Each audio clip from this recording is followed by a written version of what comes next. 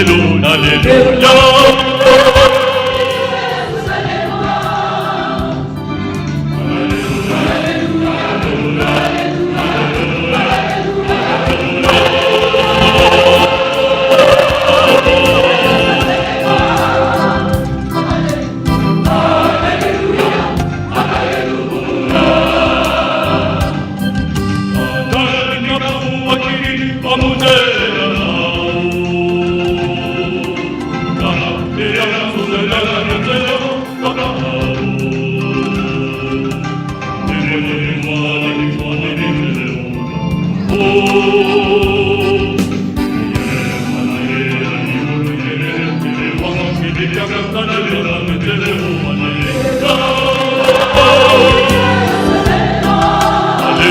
Alléluia, Alléluia.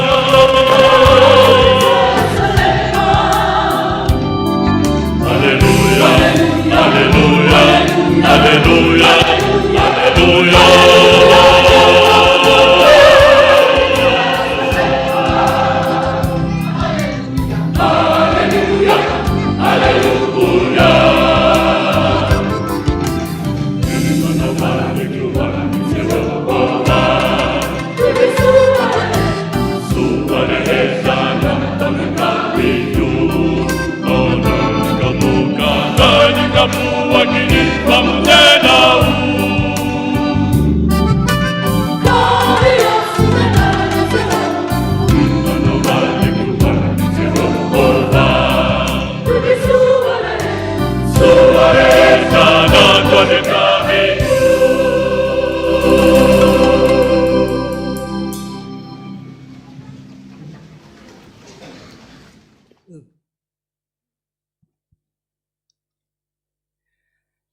Jesosy Kristy ry havana dia miteny amintsika mandrakariva fa mila mivavaka mandrakariva ka tsy reraka fa ny devoly fahavalontsika dia mielina tahaka ny liona mitady izay harapany isan'andro isan'andro, mitady izay andavona antsika isan'andro isan'andro ary manao izay hiverenantsika lalana tsy hahafahantsika manara-dian'Andriamanitra. Andeha hiomantsika satria tsy ady amin'ny nofo aman-dratsika fa ny fanaratsy eny amin'ny rivotra ary Jesosy ny teny fa raha mivory ny zanak'Andriamanitra dia mba eo kosa tantana miheloelo mitady anao izay tsy fantohanao, mitady anao izay mampiherikerika anao ka andeha hiomana ny fo mampanahintsika andresy ilay devoly fahavalo amin'ny alalan'ny vavaka hivavaka isika. Manondrika ny lohanay izay Jesosy malala, manome voninahitra anao izay satria masina loatra ianao. Ianao no anantonana eto amin'ity toerana masina ity araka ny teninao fa izay rehetra manantona anao dia tsy mba misy lavinao. Tonga miazakazaka izay manome voninahitra anao amin'izao maraina vaovao izao noho ny amin'ny famindram-ponao sy ny fahasoavanao. Faly ny fonay Jesosy satria mba manana niza moa izay fa ianao ilay tomponay sy mpanjakanay ilay mikarakarana isan'andro mbola mampijoro anay tahaka izao. Ankehitriny Jesosy tonga eto amin'izao toerana masina izao ny vahoakanao araka ny teninao fa eto ianao ary ny masonao sy ny fonao dia eto mandrakariva. Ilay devoly fahavalonay anefa Jesosy dia miheloelo isan'andro isan'ora, mamitsaka eo anilanay isan'andro isan'andro, manakivy anay, mandemy anay, manao izay hatafasaraka anay aminao. Androany ianao Jesosy malala nefa nyteny fa tsy izay no nifidy anao fa ianao no nifidy anay. Ary tsy ady amin'ny nofo aman-draza fa ilay fanahy ratsy sy ilay fanapahana eny amin'ny rivotra eny, tsy fanahy osa no nomenao anay Jesosy fa ilay fanahy mahery, ka ilay fananao masina mahery ary tsay aty anatinay Jesosy anamasina anay ahafahanay mandresy ny hery rehetra nanan'ilay fahavalo satria ianao nefa niteny fa efa nomena anay ny fahefana rehetra ny an-danitra sy etỳ antany anitsaka menarana sy maingo andresy ny hery rehetra nanan'ny fahavalo ko amin'ny anaran'i Jesosy Kristy velona masina manan-kery avy any Nazareta ilay tompony hery sy ny fahefana rehetra ny an-danitra sy etỳ antany ny azonay mandidy mandroaka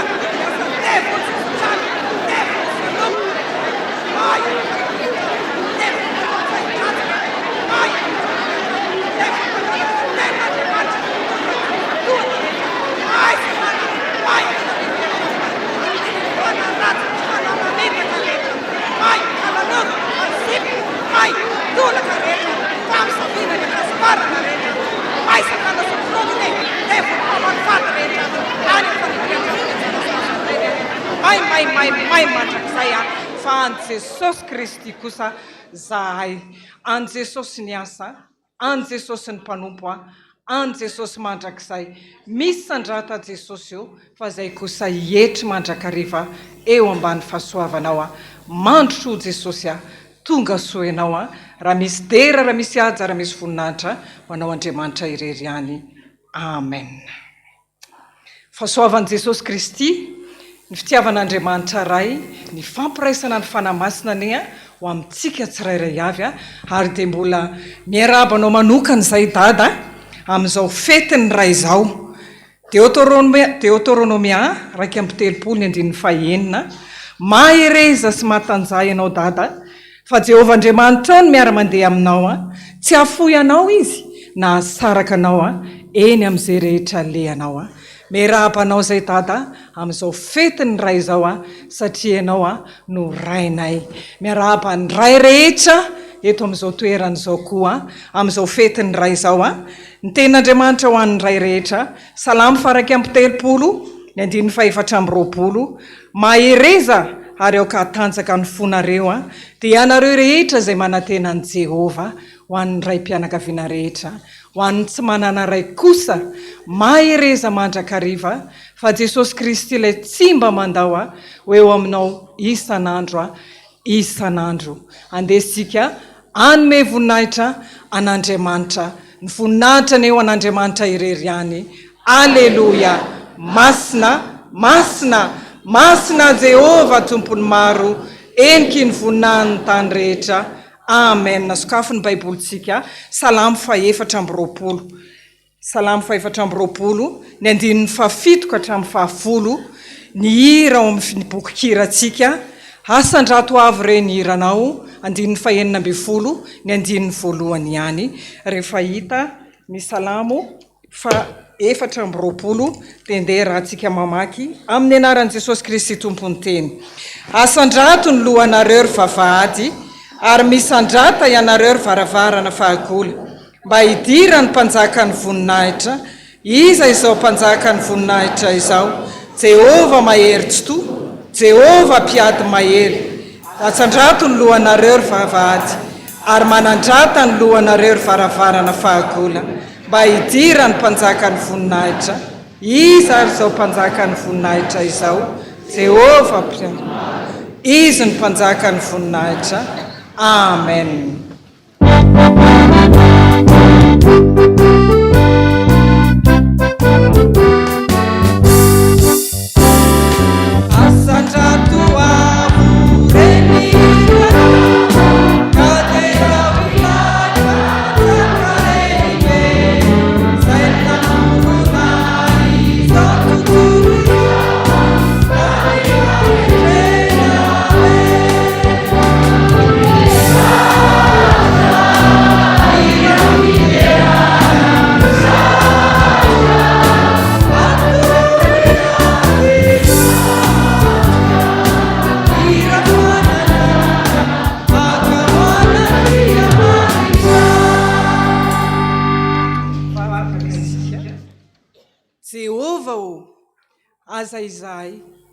Aza izahay no omena voninahitra fa ny anaranao irery ihany. Miarabanao zay ry Andriamanitra eo amin'izao maraina vaovao zao, amin'izao fetiny ray zao. Ianao Jesosy Kristy ny rainay a, miarabanao zay a, fa masina loatra ianao. Manome voninahitra anao zay satria mpanjakanay sy tomponay ianao. Ianao le Andriamanitra lalana sy fahamarinana ary fiainana. Ianao le Andriamanitra tompony hery rehetra sy ny fahefana ny an-danitra sy ety an-tany. Ary ianao le Andriamanitra tsy miovatra amin'izay ka ho mandrakizay. Manome voninahitra anao zay fa masina ianao. Misaotra anao zay ny amin'ny famindramponao mbola afaka miona aminao eto amin'ity toerana masina ity. Araka ny teninao fa zay rehetra manome voninahitra anao no omenao voninahitra. Ka tonga miazakazaka izao vahoaka anao marobe izao Jesosy a, noho ny amin'ny fitiavanao, noho ny amin'ny fahasoavanao, noho ny amin'ny famindramponao, fahalany tsirairay avy Jesosy a, satria andro lehibe izay ionana aminao eto amin'ity toerana masina ity androany a. Ankalazana ny anaranao, isaorana ianao, anomezana voninahitra anao a, satria masina loatra ianao.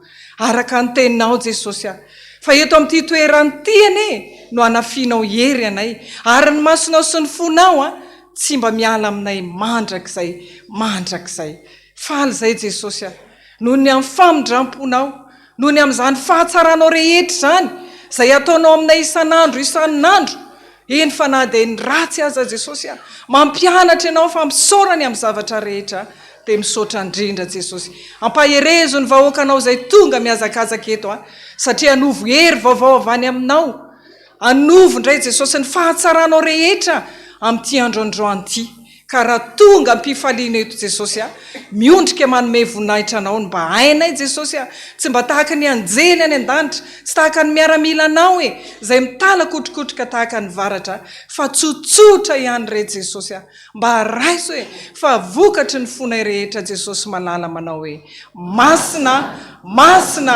masina Jehova tompony maro eniky ny voninahiny tany rehetra amen. Eo am-pitsanganana ihany nanaovantsika ny hira 320 ny andiny ny voalohany sy ny fahadimy hitsenatsika ny hafatra zay omen'ny tompo atsika mananjara ary Jesosy ny mpanomponao.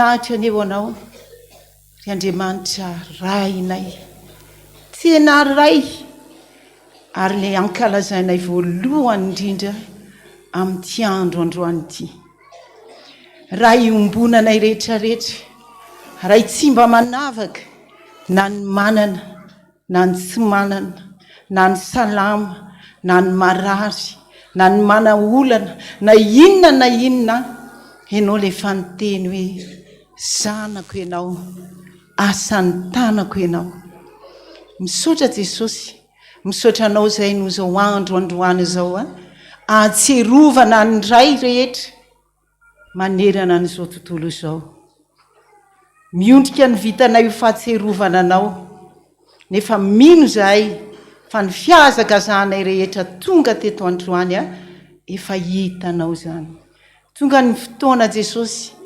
hitenenanao ampaherezanao ny ray rehetra amin'izao andro fety ny ray zao fitaovana ihany eo ampelantananao nefa kosa Jesosy amariny foana ny teninao fa aza matahotra fa amin'ny fotoanany izao nametraka ny teny eo ambavanao dia fitaovana mahomby eo ampelantananao ara Jesosy anehoana ny voninahitra ao ampaherezana ny ray rehetrarehetra amin'ny anaranao no angatahana sy anaovana izany vavaka izany misaotra Jesosy amen. Mipetraka ny fiangonana. dia mbola ampitrombona ho amintsika rehetra ny fahasoavana sy ny fiadanana avy amin'ilay Andriamanitra ray sy Jesosy Kristy tompontsika. Miaraban'ilay Andriamanitra raintsika izy ny natoy izao atsika, zanantsika, asantanantsika, adidintsika, izy ilay ray voalohany indrindra aza dino izany na amin'ny fotoana iny. Miarabanao dada, ilay rain'ny FPVM rehetra manerana n'izao tontolo izao, ny siny izany FPVM izany mbola ho atao eo fiarabananao dada rehefa aveo, fa faly izay rehetra ety ampiandohana sahady ndao erabany dada hoe bonne fête papa chéri ray roa telo bonne fête papa chéri tehaka mafipetsika ho an'izany dada zany. Miarabanao ray mpianakaviana, atsangana hoe nytanandray mpianakaviana rehetra tonga eto mba mitsangana kely hoe azafady pampahandronareo androany ndao atao miavaka. Zany ny ray mpianakaviana ny FPVM Ramojoro.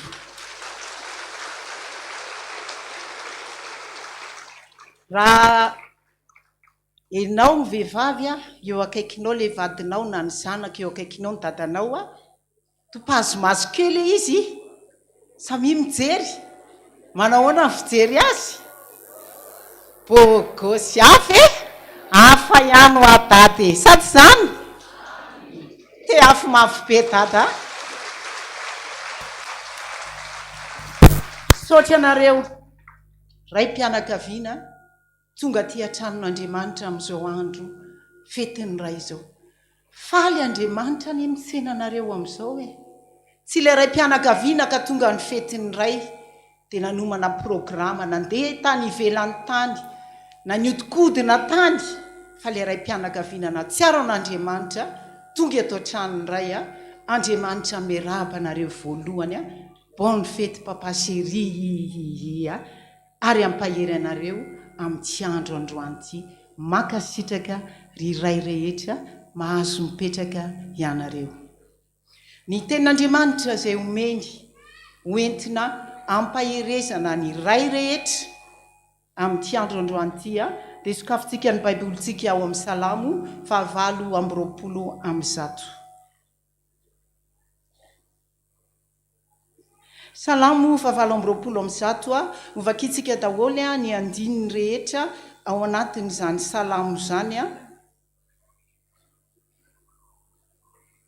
rehefa hitatsika dia rahantsika mamaky amin'ny anaran'i Jesosy hatramin'ny soramandry eny ambony ny anaran'i Jesosy ny hatsarany tokantranon'olona matahotra an'Andriamanitra. Sambatra izay rehetra matahotra an' Jehovah dia izay mandeha amin'ny lalany, fa ho aninao tokoa ny asan'ny tananao, sambatra sady ambiny. Ny vadinao dia tahaka ny voaloboka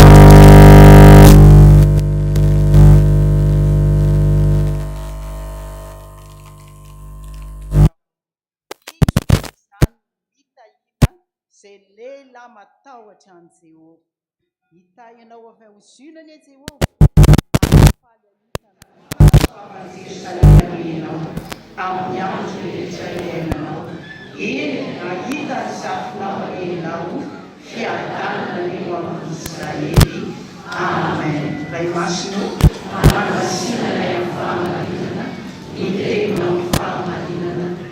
Amen. Lehilahy matahotra an'Andriamanitra ary toy izany no hita iny ny lehilahy matahotra an'Andriamanitra. Zavatra misy aloha dia izao, mino-tsika rehetrarehetra fa lehilahy nitsangana teo dia lehilahy matahotra an'Andriamanitra daholo.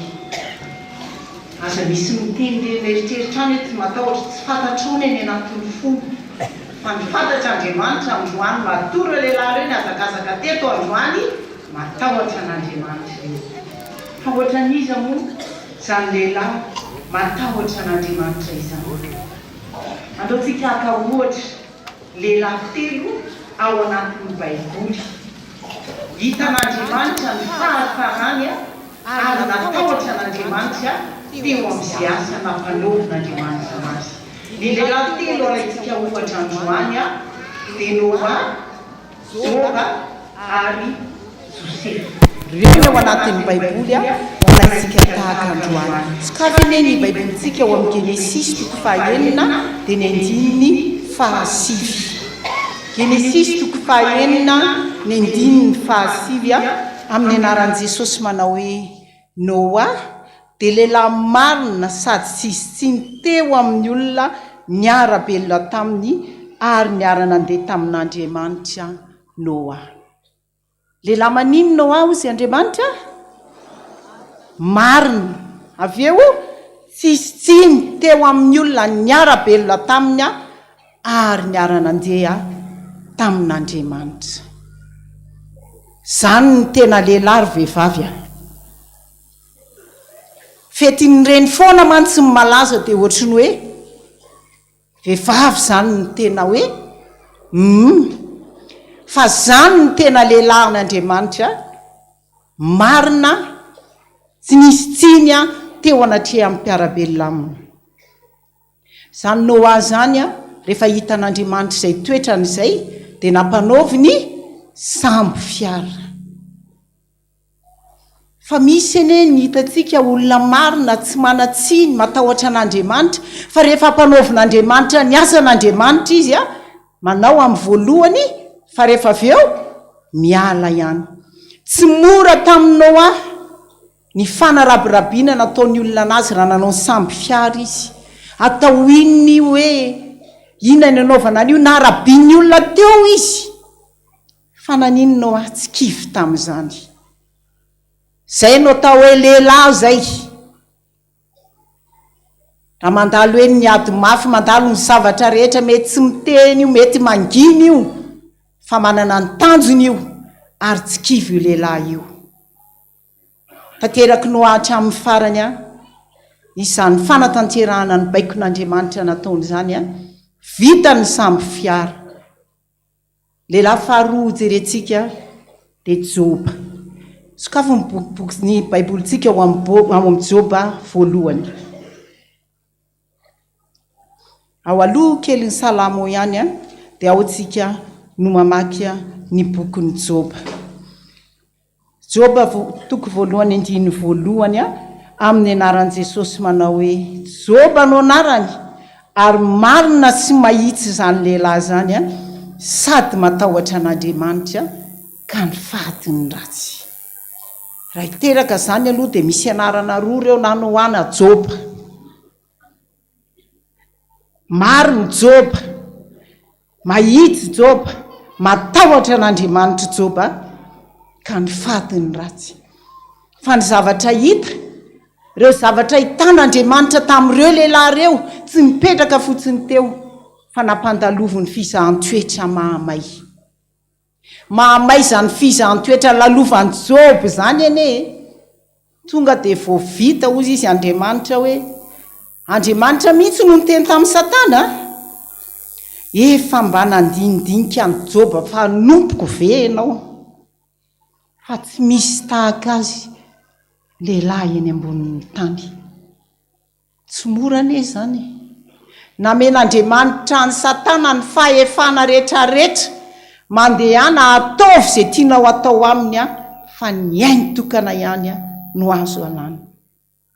Satana raha tsy amena fahefana manapatra maika fa momena na ataony daholo izay rehetra tiany natao tamin'ny Joba fa naninona ny lehilahy? Joro ny lehilahy ary na dia tamin'ny vavany ara Joba tsy mba nanota tamin'ny vavany. Zany ny lehilahy ry vehivavy. Aza mieritreritritsika hoe maro be aty am-piangonana fa ny lehilahy eo anatrehan'Andriamanitra mbola hafa ny lehilahy. Misy mantsy amintsika vehivavy mitady haka ny toerany lehilahy. Misy koa ny tena vehivavy mihitsy fa teo lehilahy. Tsy kristianina zany fa zany ny atao hoe lehilahy dia tena nijoro Joba ary rehefa nandalo ny fisantoetra rehetrarehetra tsy mba nanota ho azany lehilahy zany. Ny lehilahy fatelo entina amintsika amin'izao andro fetiny ray izao dia Josefa. Le Josefa atao anaty baiboly aloha ito fa tsy dada. Io Josefa io 17 taona izy, vao 17 taona dia efa nanomboka nandalo an'izany fitsapana mama izany. 17 taona izy dia efa nanomboka nivangin'Andriamanitra tamin'ny alalan'ny nofy. Ary rehefa teo izy Josefa dia ohatra ny titiany dadany, titiany rainy dia nanomboka alan-dralahany. Fantatritsika rehetrarehetra ny tantara fa namidy ny ralahany izy dia lasa migadra, lasa andevo. Fa tao anatin'izany rehetrarehetra izany i Josefa dia nanana ny fo tsy mba namaly faty. Tamin'ny fotoana nahalalany ny siny mosary tany Egipta fa reto le rahalahiko le mivarotra le nanao an'izao le naminana fa tsy mba namaly faty izy. Nameny hanina, nikarakarainy ary na dia tamin'ny fotoana nisehony ara hoe izany le Josefa rahalahanareo tsy mba namaly faty izany Josefa izany. Inona ara no nitenen'i Josefa? Izaho ozony Josefa zay rahalahanareo, namidinareo aza malahelo natezitra amin'ny tenanareo fa hamonjy aina no nampandehanan'Andriamanitra elohanareo. Zany lehilahy mahatsapa ny lalana hitondran'Andriamanitra ho an'ny ankohonany sy ny fianakaviany ka tsy mba mametsiny an'izay rehetra manodidina anazy. Natahotra an'Andriamanitra ireo lehilahy ireo fa inona ny vokatra izany fatahorana an'Andriamanitra no tanterahan'ireo lehilahy ireo izany. Andiniantsika vehivavy tena hijeren'ny ray mpianakaviana rehetra hoe rehefa tena matahotra an'Andriamanitra tokoa moa dia inona ny vokatra azo? Tsara ve sa tsy tsara le matahotra? Mety sa tsy mety le matahotra? Raha hijery an'i Noa tsika, rehefa tena natahotra an'Andriamanitra Noa no tahian'Andriamanitra Noa valy mianaka. Fitahinana zany maty daholo na amin'ny biby na ny olona na inona fa zay tafiditra tao anaty sambo fiara ihany dia Noa valy mianaka sy ny 2 avy isaky ny zava-mananaina izay sisa velona. Mampirisika anao iray ninona sain'Andriamanitra ataonao tanterao ampitiavana ohatra ny nanaovan'i Noa ny sambo fiara. Io tokantranonao io ny sambo fiara hoentinao kolokoloy karakarao hoento mandrakariva ho araka ny sitrapon'Andriamanitra ny tokantranonao dia ho hitanao fa zany Andriamanitra zany no ampisehony fa mirapiratany ho aminao ka mihoatra lavitra ny fitahiana omeny anao sy ny ankohonanao. Nandeha teo Joba, neretany Joba daholo ny zavatra rehetrarehetra, ny vayatra ny atapondokatra ny paladia, maty daholo ny zanany, ny fanesy tao zao loza rehetrarehetra izao. Hatramin'ny vadiny arany teny hoe mbola tsy hametsiny an'Andriamanitra ihany ve ianao, mbola hifikitra amin'Andriamanitra ihany ve ianao na dia izao ary. Hozy Joba hoe tahaka ny vehivavy anankiray adala no fijeriko anao. Sika raha vavy rehetra manatrika eto androany betsaka amintsika ny adala ao atokantrano. Rehefa mahita ny lehilahy toa manginitsika, mahita ny lehilahy ohatra ny tsy dia mitenitsika dia tsika ny lasa tabataba be. Fa mba fantatrao ve? Fantatrao vady ve? Fantatrao zanaka ve? Ny ady tsy izany atao hoe dady zany.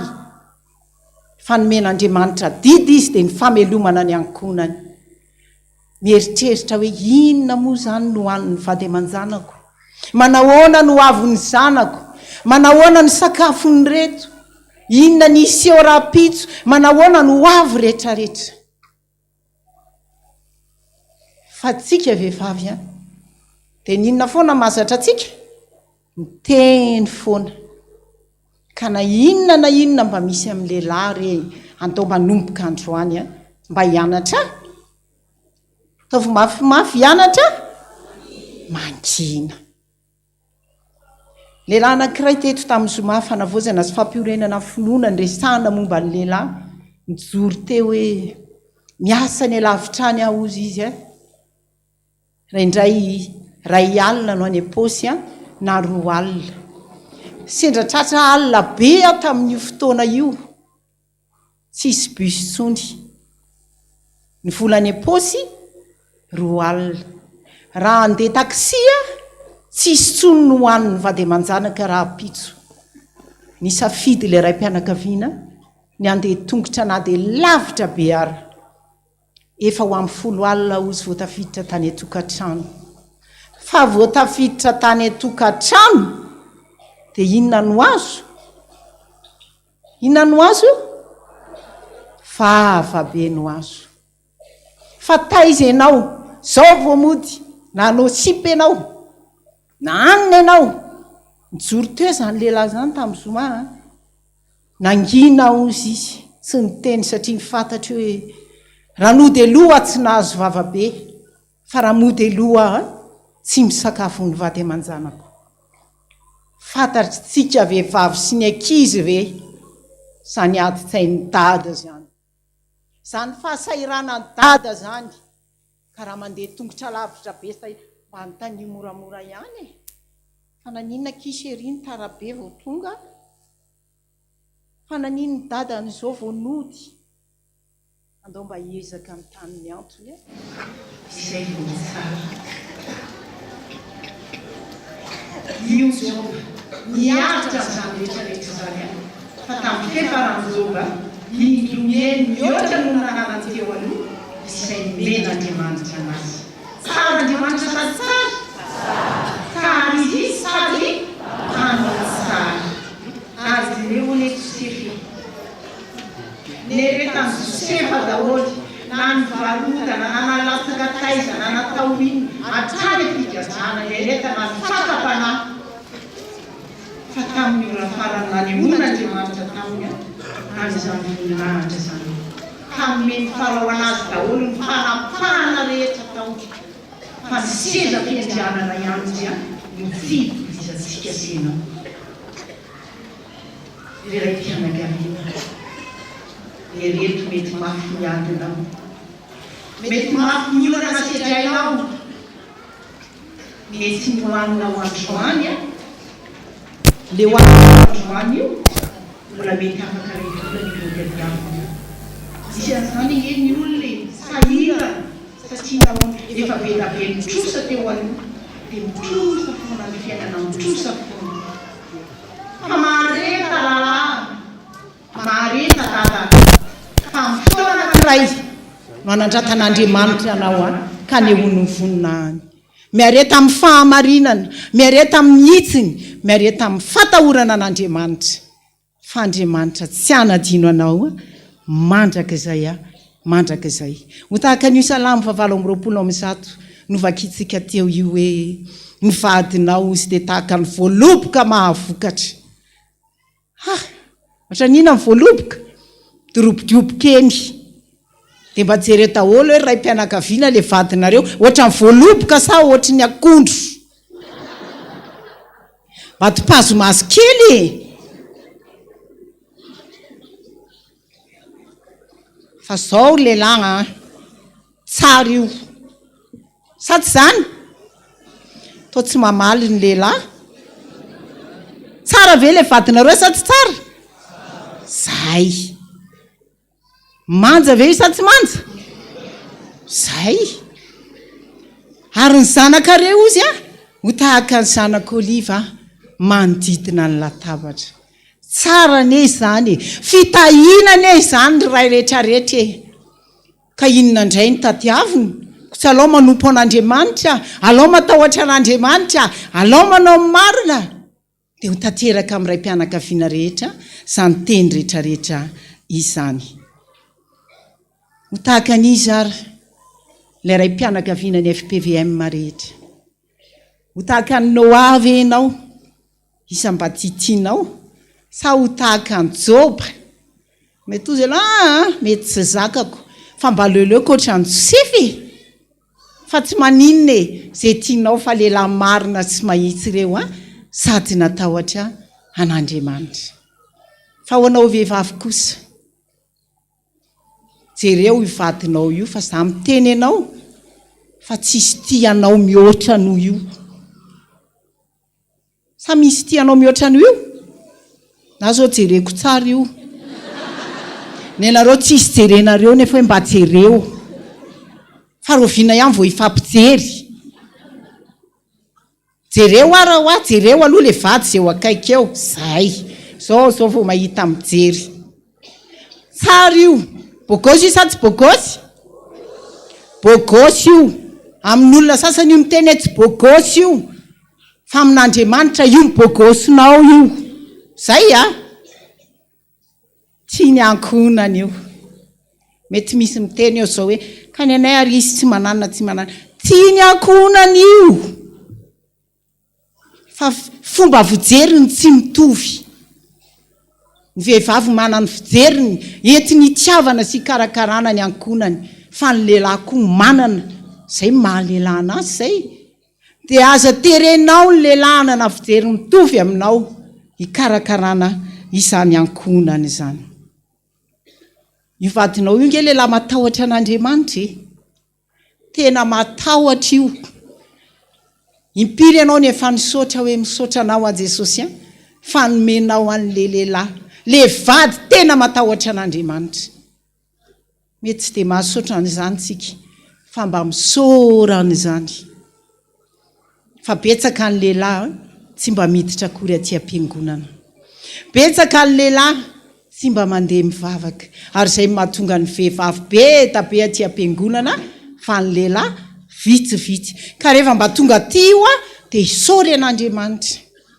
raha misy mpivady tonga ato amin'izao fotoana izao tsy miara-mipetraka na tsy miara-mipetraka amin'ny zanakao ianao fa mba mandehandeha reny manomboka amin'ny lahadieriny ianao rehefa samy andehaka aty am-piangonana miraha amin'izay tsy maninona ifampitatana kely eny an-dalana eny dia amin'izay tsy mifanary hitan'Andriamanitra tsara hoe reto eny le lehilahin'Andriamanitra tonga ato an-tranoko miaraka amin'ny ankonany lehilahy no miteny hoe fa raha izao sy ny ankonako kosa tsy hanompo an' Jehovah izahay ary nareo rakizy jerevo hitady io mba mananana fisainana tahaka ny zazakely daholy ny ankizy rehetrarehetra androany fa hoana ny fisainany ankizy rehetra ny dadanay matanjaka indrindra ny dadanay bôgôsy indrindra ary tsy misy oatra ny dadanay ka na kelikely ara ny dadany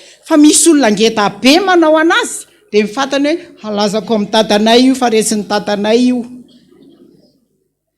tsisy oatra n'io dady io tsy ianao io any an-dalana any io mieritreritra hoe inona reny gote ho entiko an'le zanako ao an-tranonao hoe raha mandeha metsena any io inona tsy neny ihany no mihevitra an'izany fa rehefa tsy manam-potoana izy mety miteny amin'eny mba hivitanao an'izao ny ankizy fa hidada rakizy tena anisany mihevitra an'izany rehetrarehetra izany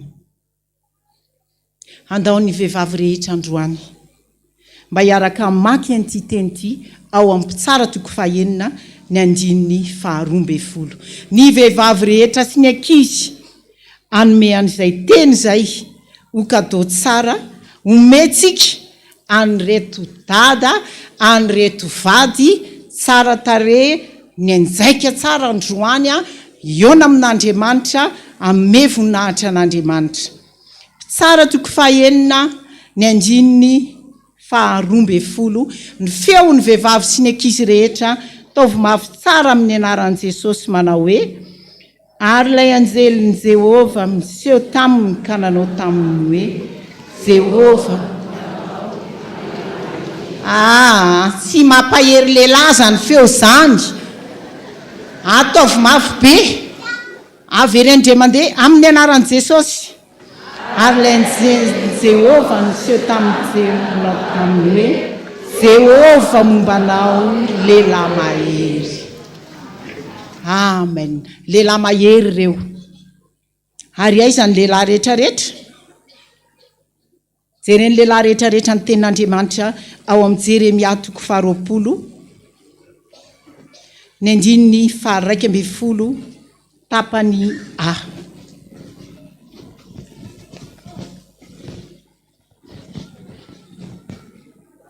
Jereo ane io teny io mbola tsy zao fotoana makiny lehilahin'io fatazomy ao io. Fa misy tantara kely ray ity sady efa marina sady ny tenin'Andriamanitra isika. Ty iray mpianakaviana iray ity dia anisan'le ataontsika hoe mpamonjy isan-keritaona. Ny fotoana mba andehanana aty am-piangonana dia ny krismasy, taom-baovao, ny Pâques.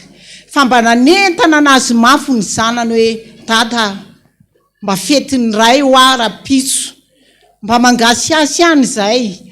Ny ankizy rehetra mba miaraka amin'ny dadany. Ny ankizy rehetra mba ohatra dia resy lahatra tao ihany dada dia mba niomana maraina.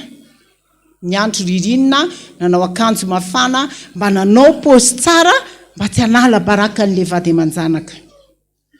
Dada moa zany efa fantatra fa le tsy zatra pakaty mpiangonana. Noho ny tonga tato am-piangonana tamin'ny fotoana le vavaka mangina iny, ay adin'ny dada namono an'le telefona fefa tsy zatra nakaty na nelo le telefona krikrikrikrik.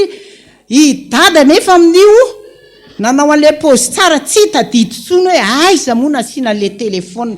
Koropana zay vao hita, zay vao mipihana. Fa inona ny zavatra nisy? Efa nivandravandry neny menimena mamenatra olona mihitsy nareo dada. Ozy ny ankizy mpiara mivavaka rehetra todika tany amin'ny dada. Nondrava ny fiangonana menimenina no azo ny dada vao mivoaka ny varavarana. Fa noho nahita lalana anankiray izy nalefa nandeha mivady aman-janany ny vily izy niditra tao. Noho ny tonga tao izy ny adi-tsainy mbola be da be ny sotro zavatra tao izy. Aza miteny hoe inona ny sotrony tao fa hoe sotro zavatra fotsiny izy.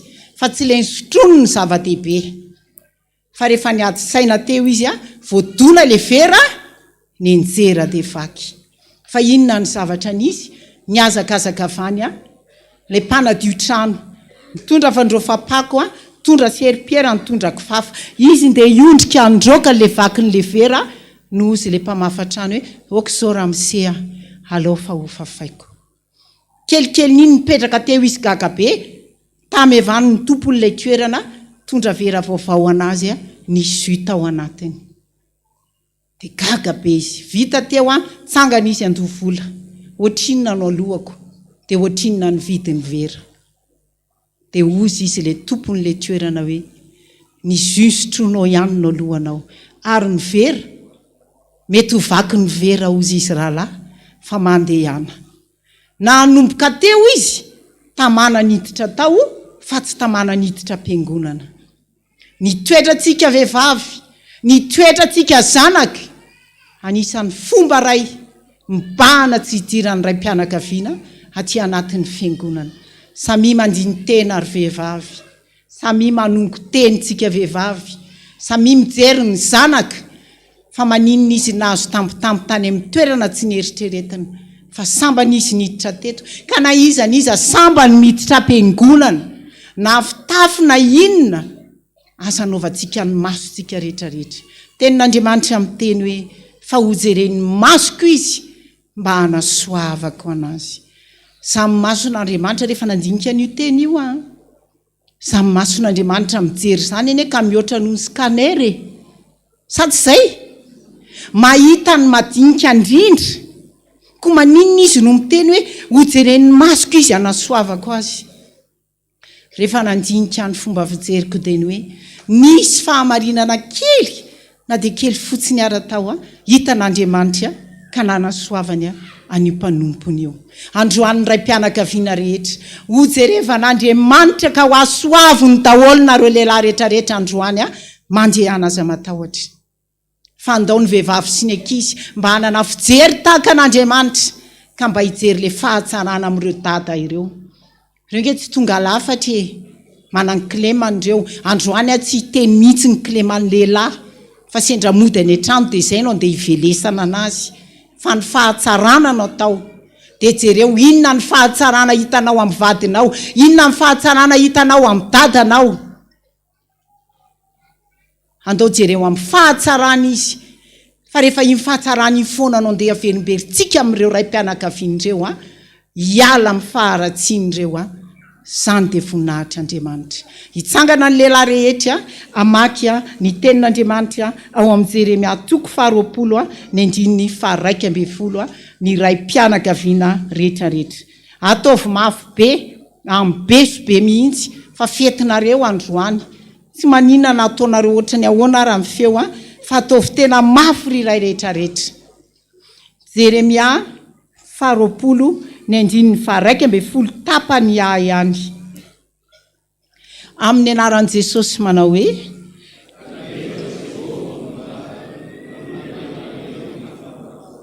averendre mandeha hoe taovy mafy be.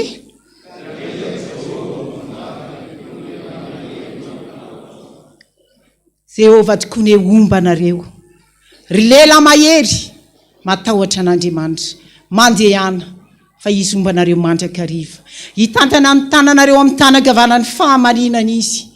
Ianao ilay ray tsy ho avelany ho raraka tany, ianao ilay ray ho ampamirapiratany voninahiny, ianao ilay ray ho jeren'ny masony ka ninninna aditsainao, ninninna olanao, ninninna aretinao hatramin'ny ankohonanao sy ny vady aman-janakao. Manome toky anao Andriamanitra androany hoe mombanao ry lehilahy mahery ka aza matahotra. Voninahitra ny eo an'Andriamanitra rery ihany mipetraka daholo ny lehilahy rehetra.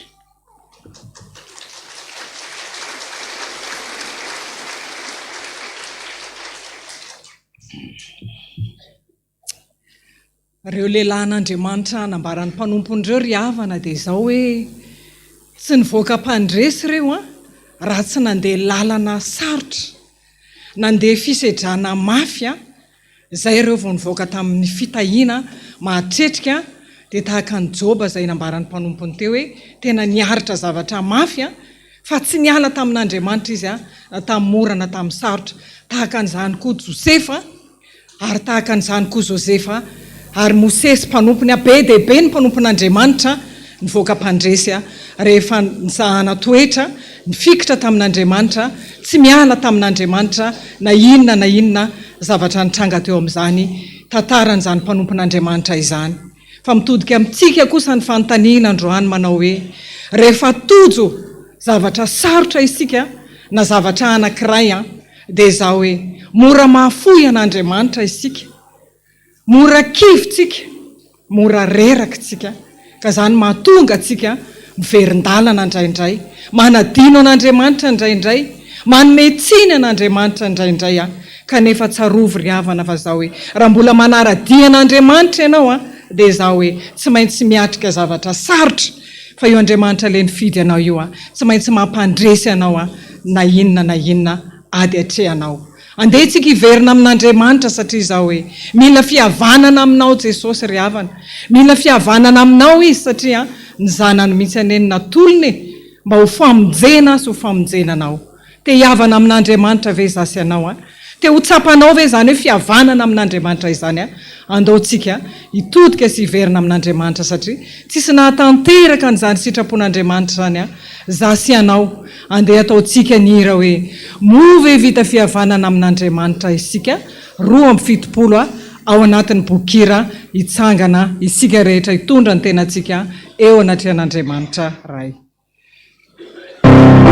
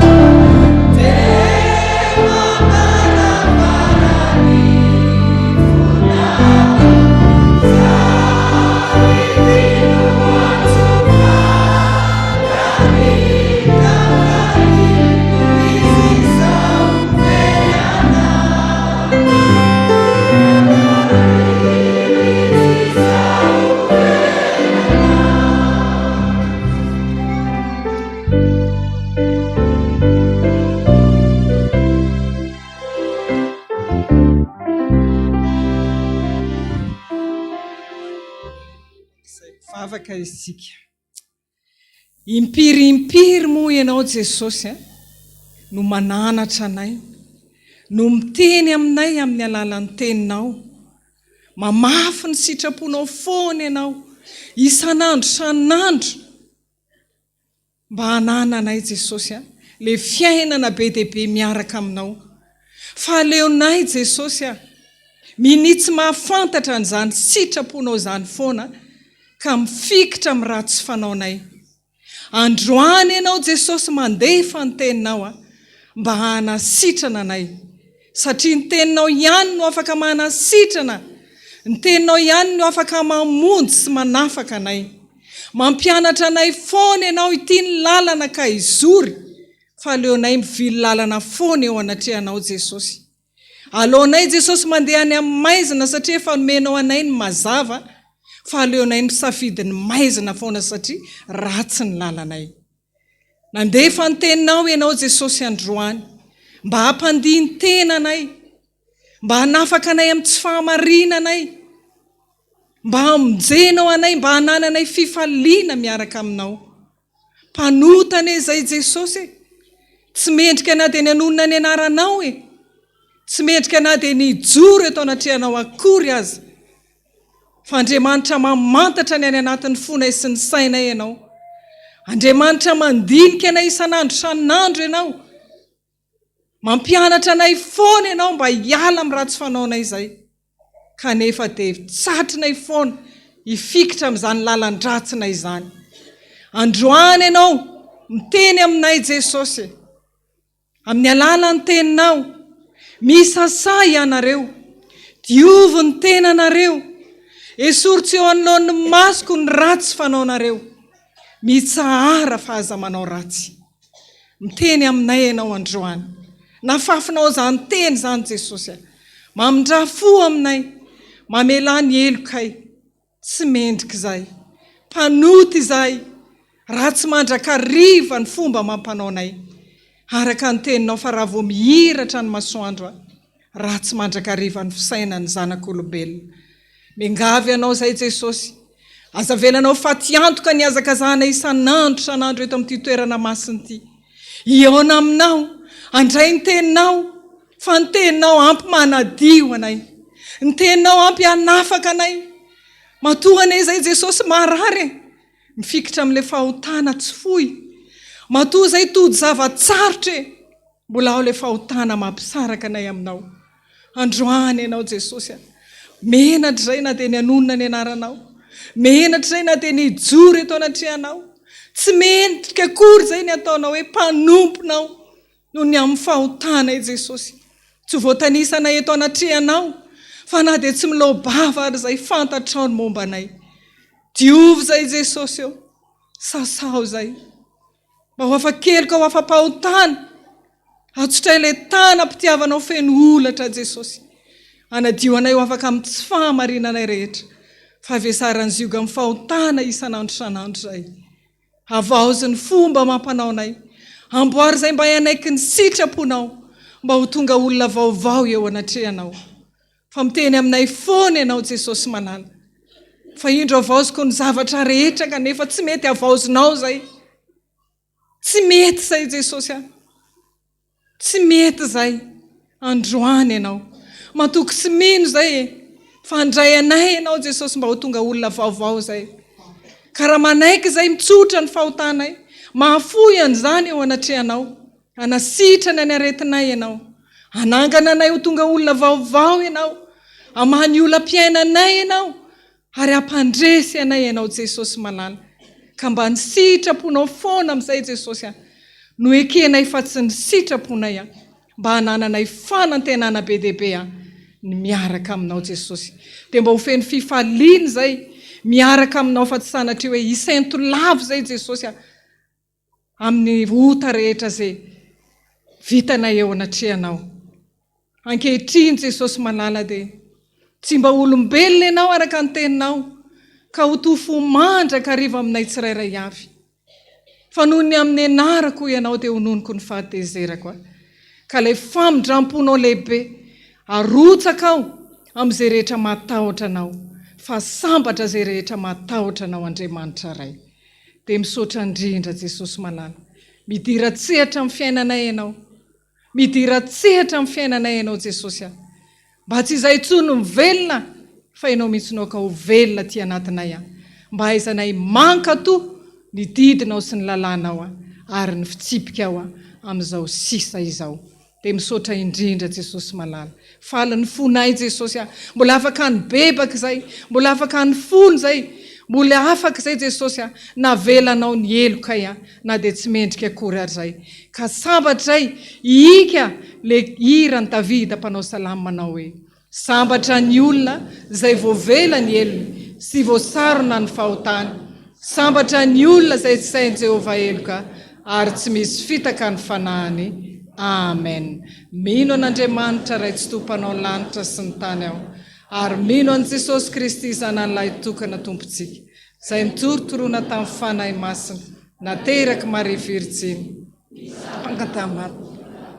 nombona tamin'ny hazo fijaliana matika nalevona nidina tany amin'ny fiainantsika nitsangana tamin'ny maty tamin'ny andro fahatelo niakatra ho an-tany nipetraka kafan'Andriamanitra ray tsy to avy amin'ny eviny tsara ny velona sy ny maty mino ny fanahy masinao fiangonana masina manera n'izao tontolo izao fiombona ny olona masina ny famelan-keloka fitsangana ny tena ny maty ary ny fiainana mandrakizay. Amen. Andeha isika anavao ny fanoloran-tenantsika eo anatrehan'Andriamanitra fa ny olona voavela eloka riavana dia manolo tena ho an'Andriamanitra. Voninao Tompo hiaraka aminao ka manolo tena ho diovinao.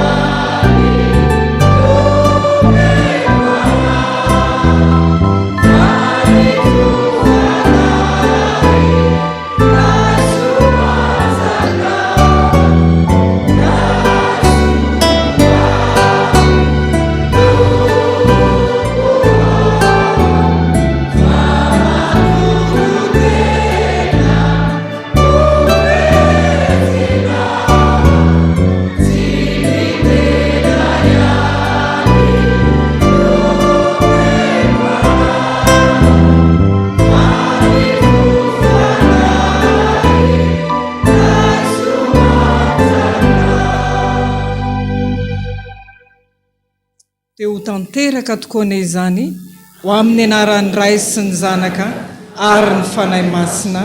Amen. Petraka ny fiangonana.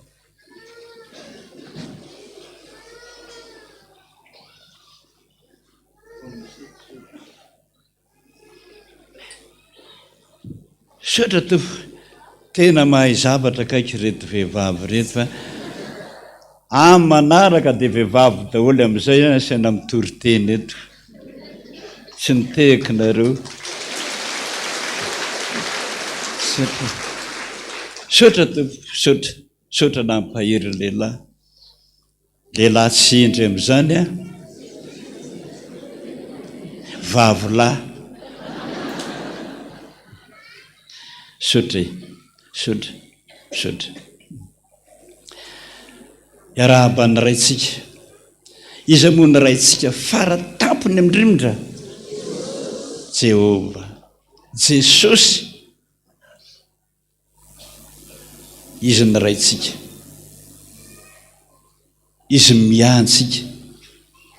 Namemy fahasalamana. Na nasitrana ny aretina rehetra. Ary ny mihoatra noho izany nanome antsika kado ambony indrindra sy ny tsara indrindra dia ny fiainana mandrakizay. Tany an-taingo misy lehilahy anankiray izay tena kristianina tena mpitoro teny fa silabaka fotsiny maty tamin'izany didrany zany izy na pahitany Jesosy tany amin'ny hafobe fa nitomany tamin'i Jesosy mihitsy hoe Jesosy namana io mpitoro teny malaza ao am-piangonana io meka azy daholo ny olona rehetra sainga solafaka fotsiny izy indray mandeha jangajanga nanompan'Andriamanitra satria tratra ny vadiny nanompany le ranga maty le mpitiany dia maty naseho an Jesosy any an-danitra nandaty afo be izy tomany mihitsy mahita maya tsisy farany mihitsy zany nitomany eo Jesosy tsy mamindra fo amin'ny olona ve ho ianao ka tsy mibebaka n'izy izy tany ambonin'ny tany aty izy vao mifona anga misy fifonana tsony aty an-danitra samy mieritreritra an'izany sao hoe rehefa tonga any amin'ny fona tataraiko ny zanany zany fito ny zanany fito vavy mpangalatra daholy ao an-daingo heritaona ny anankiray any am-ponja dia mivoaka miditra indray ny anankiray heritaona any am-ponja voaka miditra indray ny anankiray zany ny rarahan'izy fito vavy nananatra azy mafy mihitsy ny hafanareo ny ho lasany amin'ny hafa be ohatra ny dadanareo toy izy mantsanahy hoe dada raha ozy efa any amin'ny hafa be zay tsy maintsy meona amin'ny dada rehefa ratra zay ho any amin'ny hafa be tahaka ny dada zay tsy fakahitana ho any eo fa mitomaniny atao hoe tsy raharaina izay maty daholo izy fito vavy fa nisorako n'Andriamanitra ny zafy keliny na eno an'izany toroteny nitsidihako tany an-trano zany mbola kely zaza tamin'izany zao efa lehibe daholy akory ny hafaliako fa ny efatra tamin'ireo efa nitokanana mpiandro tany an-daingo sady nitomany any sotra azy misotra like izy tiako lazaina ry havana so manaraka ny fomba ny dada ratsy raha afaka mibebaka ne tsy maninona ataony devoly tsy manam-potoany bebana mihitsy anao tadadio zany so mieritreritra hoe rehefa kelikely mibebaka alohanao ratsy atsy avelan'ny satana hibebaka amin'izany ianao any amin'ny hafabe anao ny fiafaranao any tsy misy fibebahana tsony ary zay nisorantsika an'Andriamanitra amin'ny hira fahaefatra mba jerenao any hira fahaefatra ny ndininy fahatelo mamy ny fitianao zay andraisanao anay olona ny andapanao rehefa ratsy zay monina ponina fa tsy vahiny no ny ratsy zay natao lozanao anjaranay zany ny anjaran'ny mpanota rehetra loza tsy hoe io fa may ay fay tanteraka io fa mifona io fa miverina io fa nivoaka tsisy zany ao foana heritaona roataona zatotaona rivotaona mitomany loza ny anjarantsika nefany nanamboaran' Jesosy paradisa isika.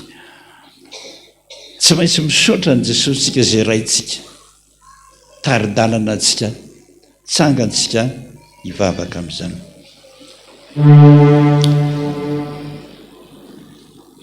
Ataontsika ny hira fahatelo, faefatra teo any dia ny fahatelo.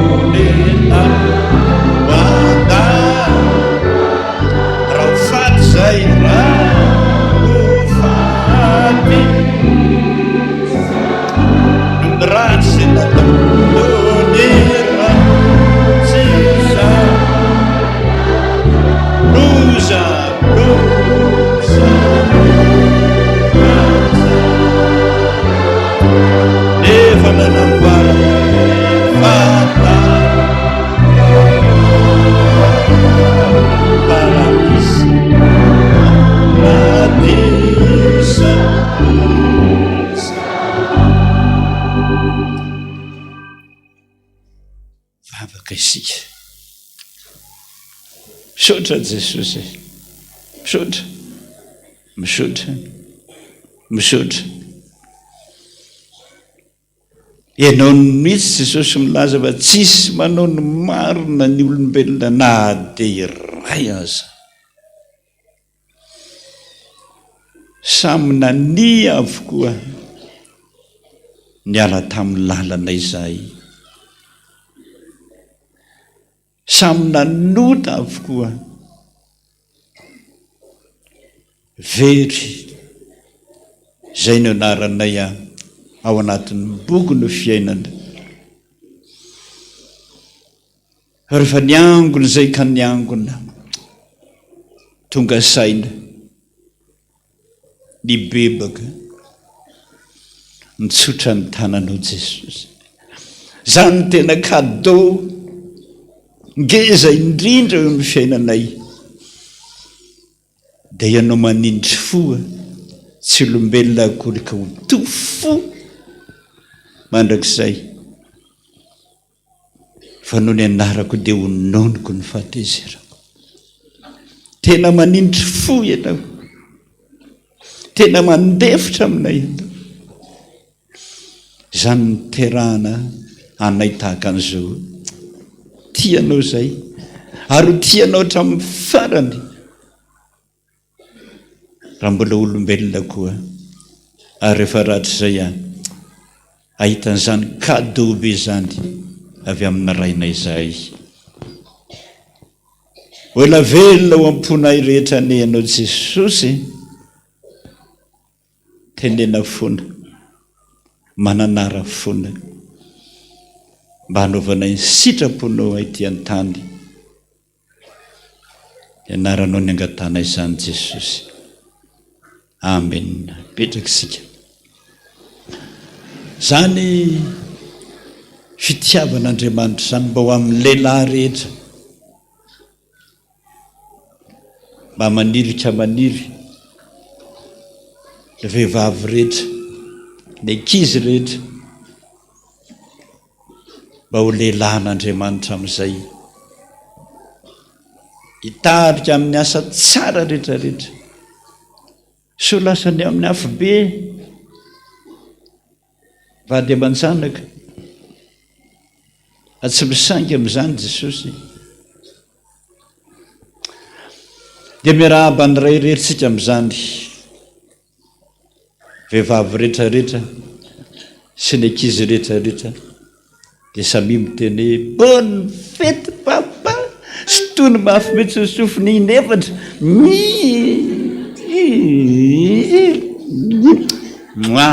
azadiny le bisou zay, le bisou misy ny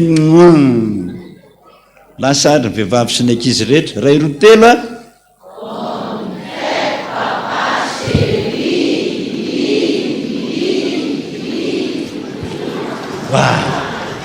tekitsika reto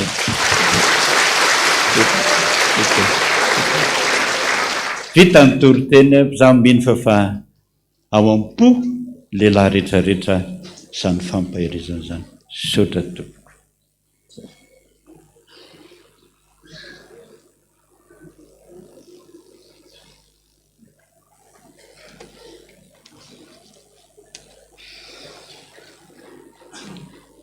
dia ampifaliana indray ry avana malalo amin'ny tompo ny arabana tsika rehetra tratran'izao alahady andro tsara izao ary mamerina ny fiarabana indray rehetra miaraba manokana ny dada tratran'izao fetin'indray izao lehilahy rehetra koa arabaina manokana tratran'izao fetin'indray izao anome izay iriny fonao ane Jehova ary anatanteraka ny fisainanao rehetra.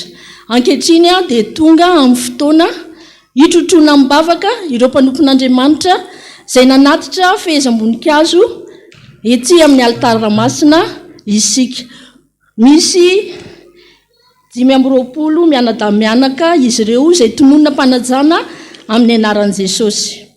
Andrianonina ny Razaka manana Modestine anniversaire tamin'ny 2 Jona, raha Antanirina Natalie fa 2 Jona, Ral John Andrea Velombola Angelo tamin'ny 4 Jona, Razaka Alsou Raymond tamin'ny 2 Jona, Rabe Manatso Claudia 5 taona tamin'ny 2 Jona, Rasona Toandro Jeannette tamin'ny 9 Jona, Rasoa Seheno Bertine 5 Jona mangataka fahasalamana, Richard Sfara 40 taona ny mariazy, Raminso Sarbido Andria Nina 13 taona, Razafy Edouard Philomène 70 taona tamin'ny 13 Jona, Andrianarivelo Andriniana Fabrice 30 taona tamin'ny 12 Jona mangataka ny hira ny miankina aminao, Rambotina Mamso Andriamalala tamin'ny 10 volana Jona, Razafina Toandro Louisette Aimé 70 taona tamin'ny 13 volana May, Andriamaniry Manasoa Olivero Lalaina 70 taona tamin'ny 12 volana Jona,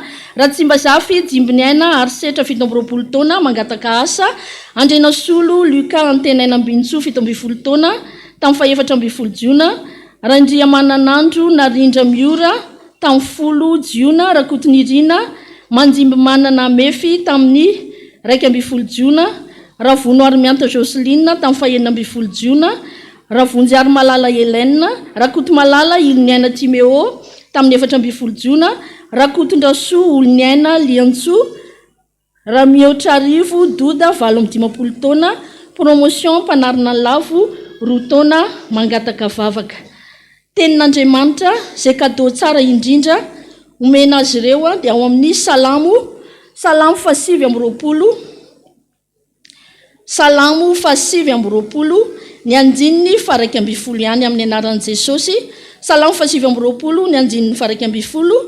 Jehova hanome herin'ny olony, Jehova hitany olony amin'ny fiadanana. Amen. Ary hitsangana isika hitrotro ambavaka ireo mpanompon'Andriamanitra ireo. Tsangana isika tompoko.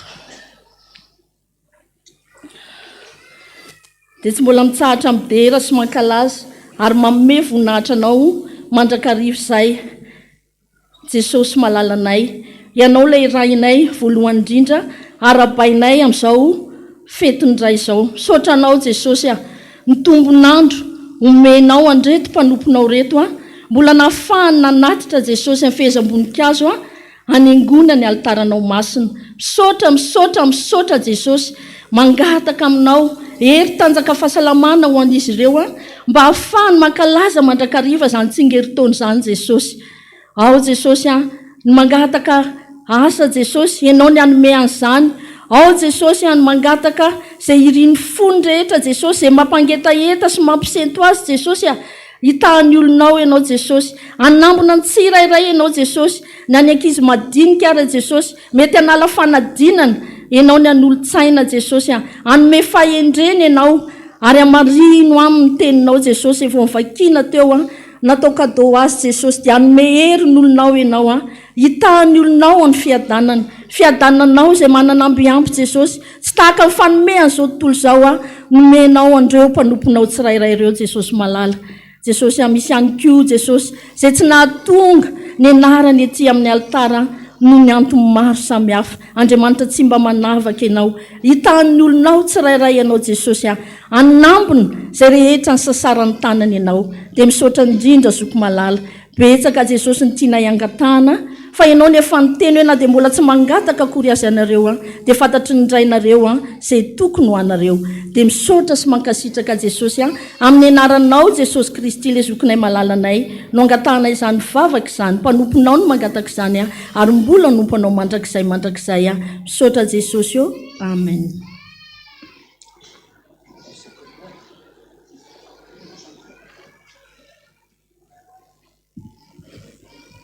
Tonga ny fotoana hitodika any aminao Dada ny zanakao rehetrarehetra manerana an'izao tontolo izao. Dada, naka ohatra tsika teo hoe Josefa tao amin'ny Baiboly iny tsy hitantsika fa manana dady tsika dia dada pasteur Randrianatoandro Jean Joseph. Dada niaritra ny mafy ka nahatonga antsika tahaka an'izao. Dada lay mangina ka tsy mba mamaly na toinona ny vadian'ireo mpiara-miasa taminy. Dada nandefitra na nylonan'ireo zavatra maro samihafa niseho teto anivon'ny fiangonana, ary indrindra lay dada atsony ny rehetrarehetra amin'ny fotoana rehetra, na amin'ny fotoana fisakafoanana na vao maraina mandrapariva ny andro dia miantso hitondrana ihany izay olanay rehetrarehetra fa tsy mba mandaha. Raindray na dia olana eritreretina raha hoe tsy tokony ho tantaraina aminao Dada, fa dia etsona ianao na dia zavatra tsisy inona. Zay ny atao hoe Dada Randrianatoandro Jean Josepha ho an'ny FPVM. Hampanatsana Dada no angatahana ianao mba hitsangana ato aloha ato. Azafady indrindra tompoko.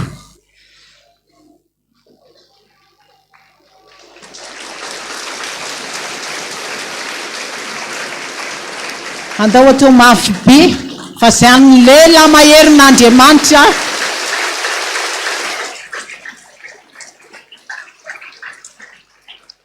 tsy misy ohatran'io. Dada tokan'io, dada spesial io. Fetin'iray androany Dada hitsangana iarahabanao ny fiangonana Ray Manontolo, ary tonga dia hijoro ety aloha nisy olo-tena ny Braofobe, nisy olo-tena ny Bromaharitra amin'ny alalan'ny fitandremana tany Nanandrano, nisy olo-tena ny fifoazana, ny dekona, ny F7, ny SA ary ireo mpiaradia amin'ny Dada. Andro lehibe ny andro androany, fetin'ny ray. Tsisy fifalian'ny ray ohatran'izany hoe ao anatin'ny fotoana ohatran'izao dia matsiaro anazy ny zanaka. Faly be mihitsy izy ary nyreto daholo zay zanakao Dada ankehitriny mijoro manoloana anao, manatrika anao. Raha ny tokony ho entina Dada, raha ny zavatra vitanao amin'ny FPVM na dia eraka izao trano izao ara-tsy ampy. Raha ny tokony olona anjaina dia tokony zavatra ngeda be, fa ny fantatra rehetrarehetra mijoro manoloana anao ankehitriny teny hoe manana izay manana anao Dada. Averinay ilay teny rehetrarehetra ho an'ny ray teo, mbola tolotra eo anao Dada hoe Jehova ombanao ry lehilahy mahery. Nahery ianao niady ka nahatonga anay tahaka izao. Mahery ianao niatrika an'ireny fisedrana mahamay ireny nampijoro ny FPVM tahaka an'izao. Mahery ianao na inon'inona zavatra nitranga azony statut d'Eglise. Nampandeferina ny vady aman-janaka, nampandeferina ny ankohonana, fa napetraka ao lohany izay nanendren'Andriamanitra anao. Misaotra anareo zanany, zafikeliny, manatrika eto tsy nitazominareo anareo rery-dada fa nomenareo ho an'ny FPVM ray manontolo makasitraka anareo zanaka manjafiny a nda ho te afatsika ireo e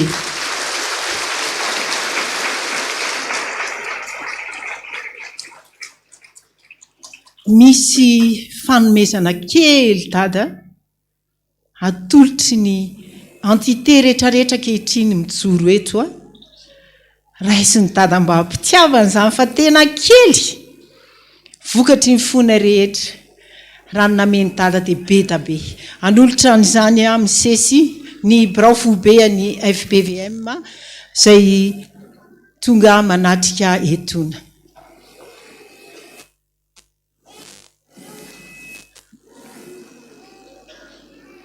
ny birao maharitra ny fitandremana miaraka amin'ny fitandremana taninanandrano ny fifoazana eto amin'ny fitandremana taninanandrano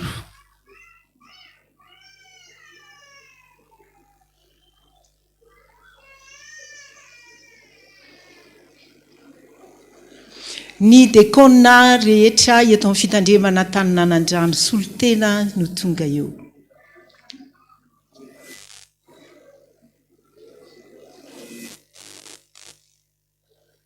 ny firaisany sampana eto amin'ny fitandremana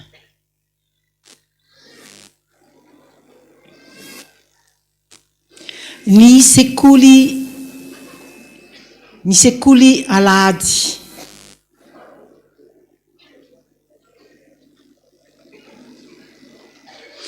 ary ireo mpiaradia amin'ny dada amin'ny mission rehetra zay alehany any a miarahaba ny dada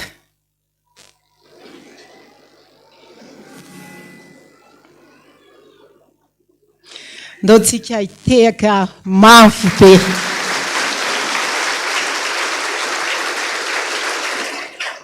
ary tsy kely dada fa zay rehetrarehetra ireo te rabany dada ty anoroka ny dada fa tsy vita tsy mahavaly fititoazazy zay ka ny rakitra faharoa rehetra ho tanterahana rehefa aveo a no andraisanay rehetra anjara amin'izay mba vokatry ny fonay amin'ny alalan'ny panie a mba ho fiarabanay ianao a amin'izao andro fetiny ray a andro any a izao misaotra antsika rehetra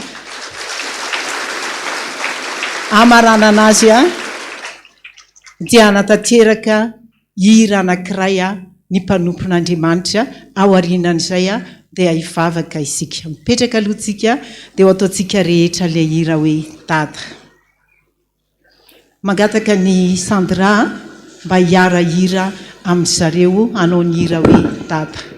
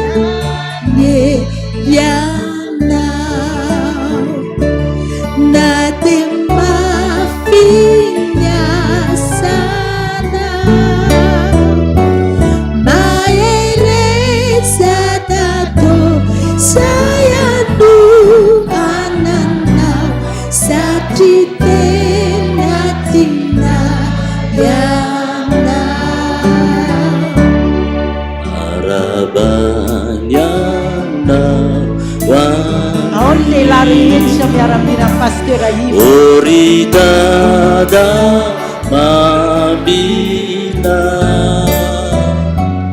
faneriza umeni tumpuana yaraka dianda ditra utahina niyana nade mafinyasana maereza dadu zayanu anana satridena tina yana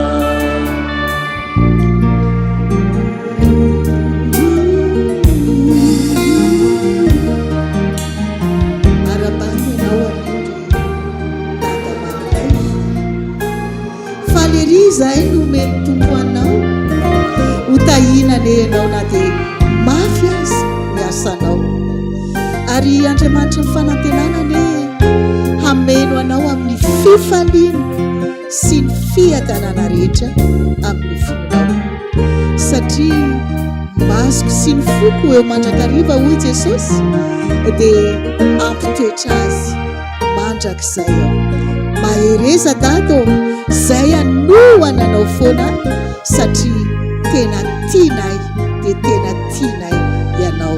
Bonne fête papa chéri. Miara-mitsanga amintsika rehetra mitsodrano an-data hotahina ne ianao anaty masina azy.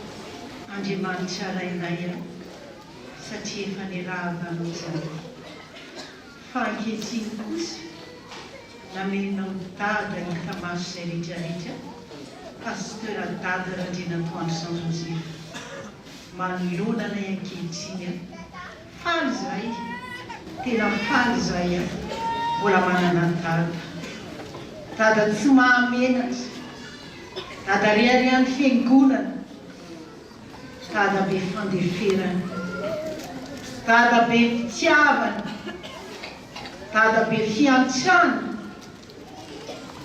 ary dada mijery mandrakariva mananatra moramorana zany zany le dadanay ka isorana ianao Jesosy io dady io nagataka aminao zay terisy foana eo ambany elatrao ho lela mahery manoto matoky ianao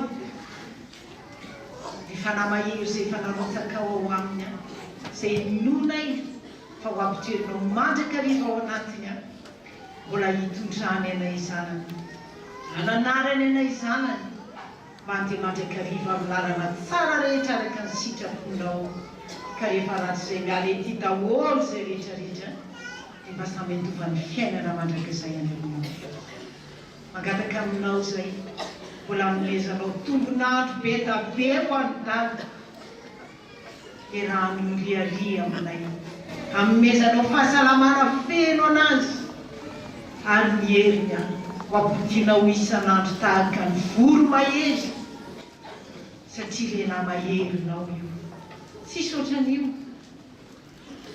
dia matoko izay fa tsy izy ihany no tahinao fa ny zanany mitarana ny rehetrarehetra eo ambany elatra ao eo ambany fahasoavanao vavaka ho an'ny ray rehetrarehetra koa izay any anatin'ny tokantrano any anatin'ny asa aman-draharaha any anatin'ny toerana maro samihafa ary mety misy tsy anasa ampony zanany fahasoavanao mba jereo isam-batan'olona ny ray rehetrarehetra isao isan'ny fahamarinany nahatongavany teto na nanarahany amin'izao fotoana izao fampanomponao reny ary matoko manjakarivo izay fa mihoatra lavitra mony angatahany ray rehetra androany rehefa nomaninao nomenao anazy amin'ny anaranao Jesosy no angatanay sy momanay izany vavaka izany anao midena ny azany voninahitra efa nao hatramokaloha mbola ho anao mandraka izay amen petraka daholo any tikany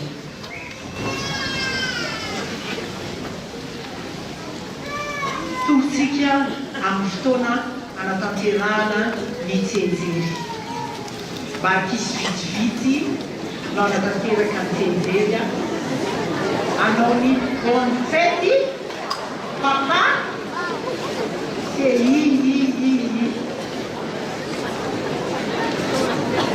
e Nadia e tonga efa alefatsika atomboka mitsenjery rehefa ohatra ka tsy manteny ekizy soa dia alefa iakaikana fa betabe ny ekizitsika anatanteraka ny tsenjery ho ataotsika vitsivitsy any zay raha ohatra manao iry tsika rakizy efa adiny voalohany any hira ataotsika ao président any fahasoarany ny tsenjerytsika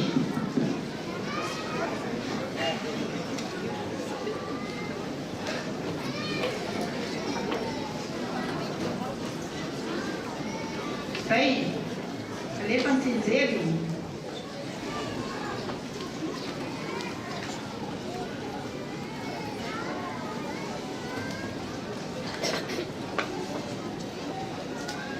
rehefa zon'izay président azy raha mety any amin'ny farantsika rehetra miaraka manambo aza mitehaka mafy be. Bonne fête, papa chéri.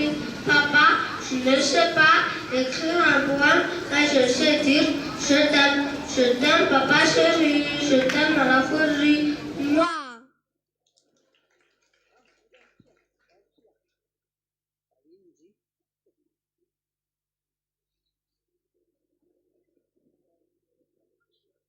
Bonne fête, papa chéri.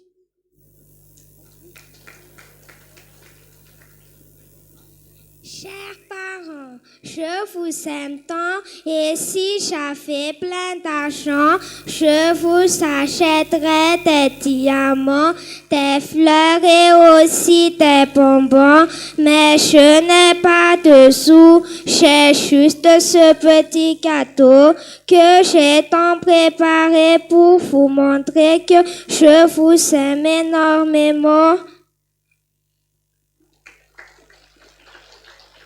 Papa chéri, tu es ma vie, roi de mon cœur, porte mon bonheur. Papa chéri, mon grand ami, tu es mon bonheur, tu resteras toujours dans mon cœur. Arapenane nortad, na chacha sofet no iso, ni tumpane umbano, bonne fête papa chéri. Mon petit cœur a demandé à monsieur le grand alphabet pour lui écrire un mot d'amour qu'il garderait pour toujours. Monsieur le grand alphabet a pris un P, un A, encore un P, un A et a écrit le mot papa. Et voilà pour toi, C'est un grand trésor qui vaut de l'or. Et je te dis avec bonheur, bonne fête papa.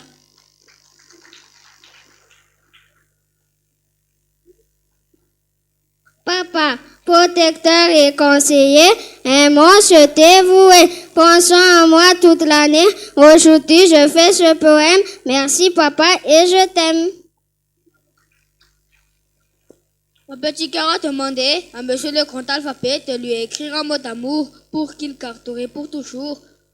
Monsieur le comte alphabet a pris un P, un A, encore un P, encore un A, et a écrit le mot papa. Bonne fête, papa chéri. Mon papa à moi, papa j'ai dit, mon cœur me dit, aujourd'hui c'est fête, la fête des rois, le roi de mon cœur, c'est mon papa à moi. Bonne fête, papa. Bonne fête, papa, un gros bisou sur le chou, je veux être dans ses bras. Bonne fête, mon cher papa. Papa, papa, ma vie, c'est toi. Reste tout près de moi. Je t'aime, mon papa.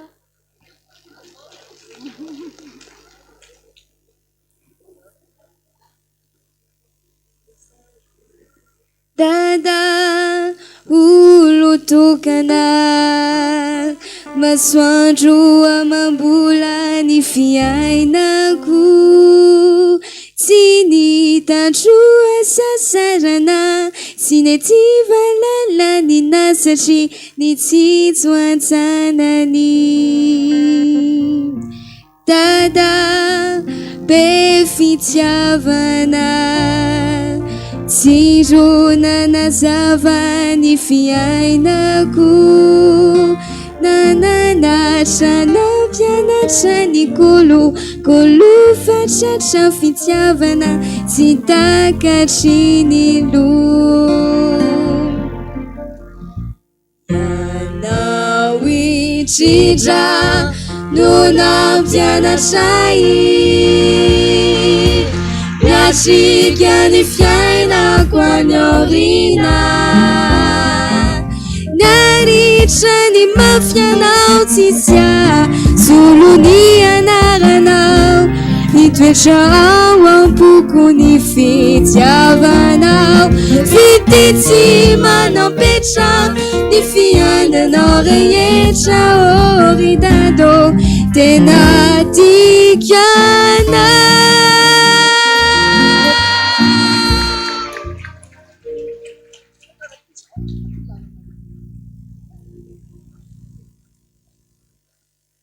Bonne fête, papa. Mais j'avais appris quelques vers, recite peut-être de travers, pour dire bonne fête à maman. Pour toi, aujourd'hui, j'en fais autant.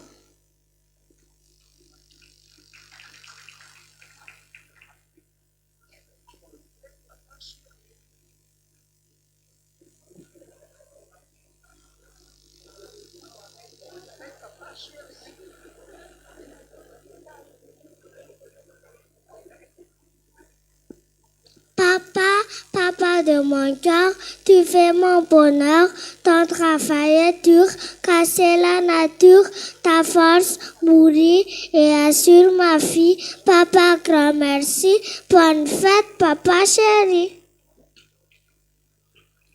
Papa, tu me demandes si j'étais sage? Tu me demandes si...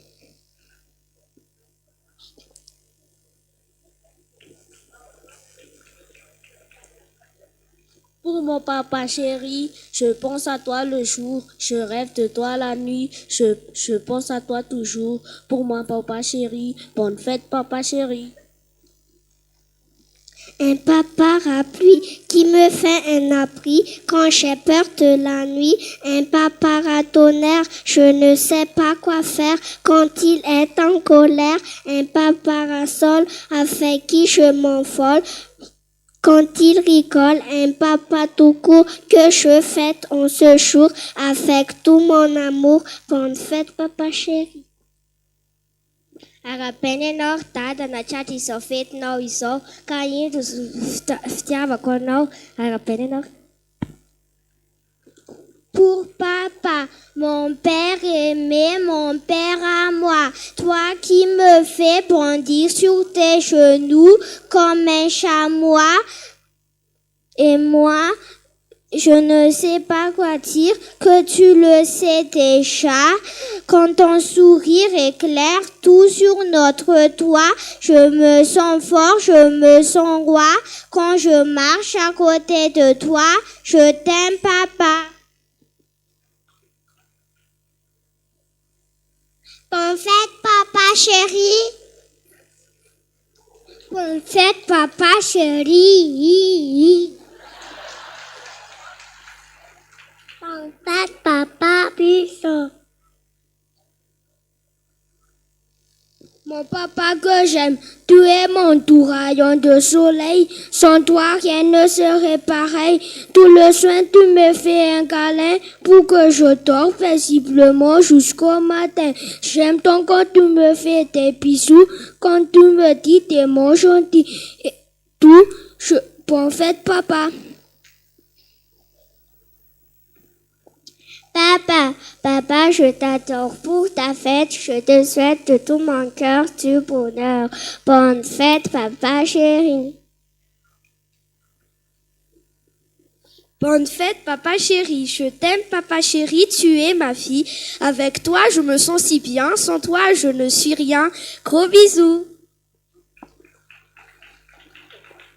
Bonne fête, papa chéri. Bonne fête, papa chéri. Bonne fête, papa gentil.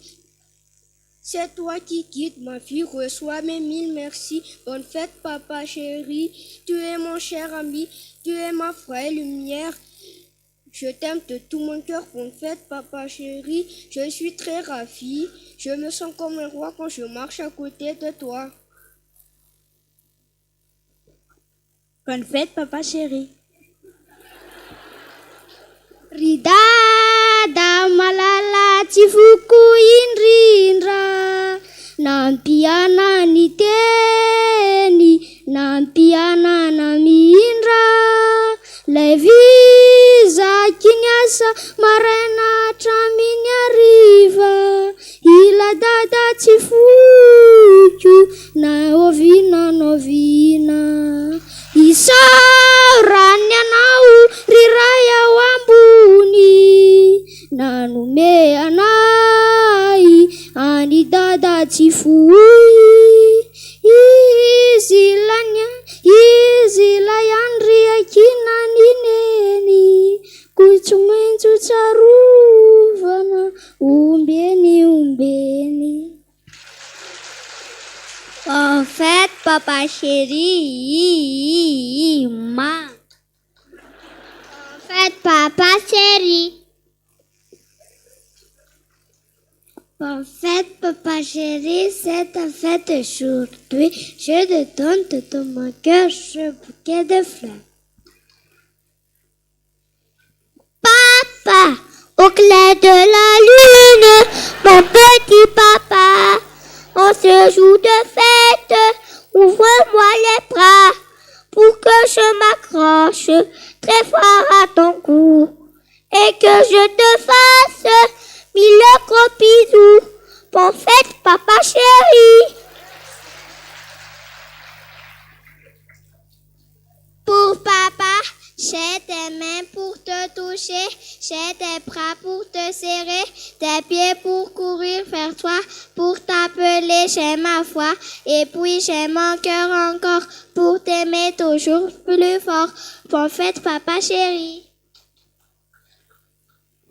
Pour mon père aimé, mon père à moi, toi qui me fais bondir sur tes genoux comme un chamois, que pourrais-je te dire que je ne sais déjà?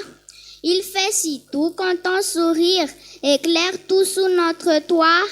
Je me sens forte, je me sens traîne quand je marche à côté de toi. Bonne fête, papa Sina. Bonne fête, papa chéri. La fête des pères. Oh, mais j'avais appris quelques vers, réciter peut-être d'autres affaires, pour dire bonne fête à maman. Pour toi, aujourd'hui, j'en fais autant, espérant que cela va te plaire, que je pense à la fête des pères. Je récite ces mots sans les lire, alors j'attends ton plus beau sourire. Si tu es fier de moi, mon papa, puis serre-moi très fort dans tes bras. Bonne fête, papa chéri. Mon papa à moi, c'est la plus forte de la table. Quand je n'ai pas peur, quand il se met en colère. Mon papa à moi, il est comme ça. Je l'admire et je l'aime beaucoup mieux pour moi. Pour mon père aimé, mon père à moi, toi qui me fais bondir sur tes genoux comme un chamois, que pourrais-je te dire que je ne sais déjà? Il fait si doux quand ton sourire éclaire tout sur notre doigt. Je me sens forte, je me sens reine quand je suis à côté de toi. Bonne fête, papa chéri.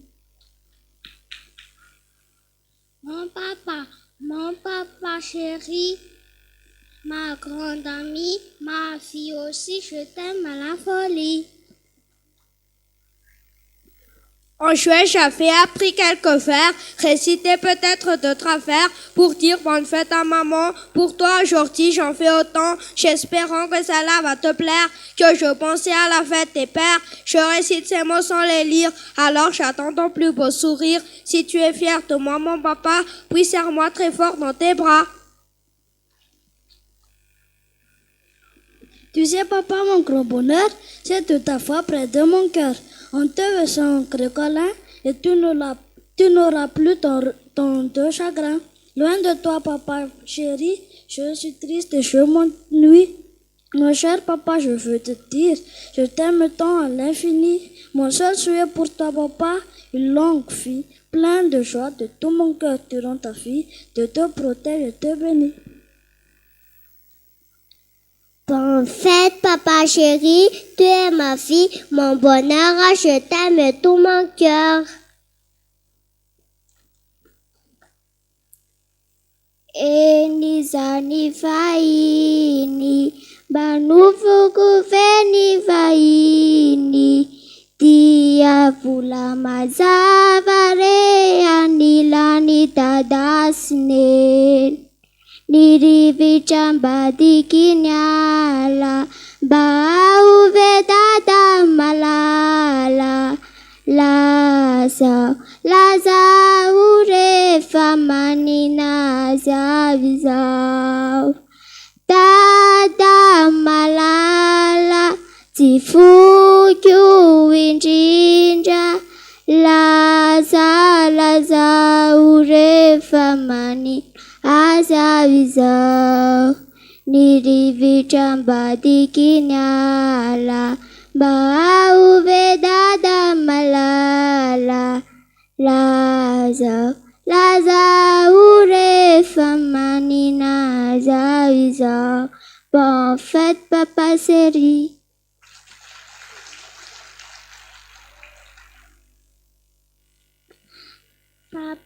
Papa.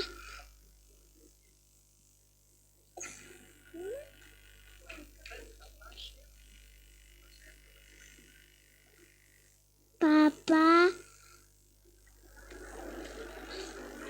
Hatreo amin'ny pilier eo zany hatry amin'ny 6 sy fefany eo tsika no manao récitation hozy dada dia avy eo zaraina bonbon mahazo bonbon daholo a. Bonne fête, papa.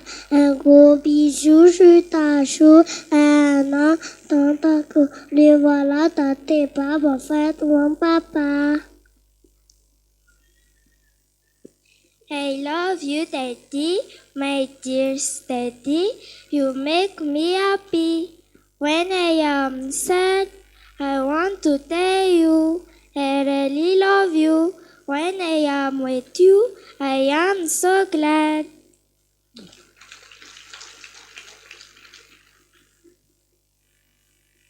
Bonne fête, papa chéri. Bonne fête, papa chéri. Papa chéri, mon grand ami, je suis ravie et attendrie. Bonne fête, papa et fille, longtemps pour nous aimer et nous aider. Papa chéri, je suis content en ce moment car c'est ta fête et ton tête un mot charmant pour toi, papa. Mes compliments, mes tout c'est bonne fête, papa chéri.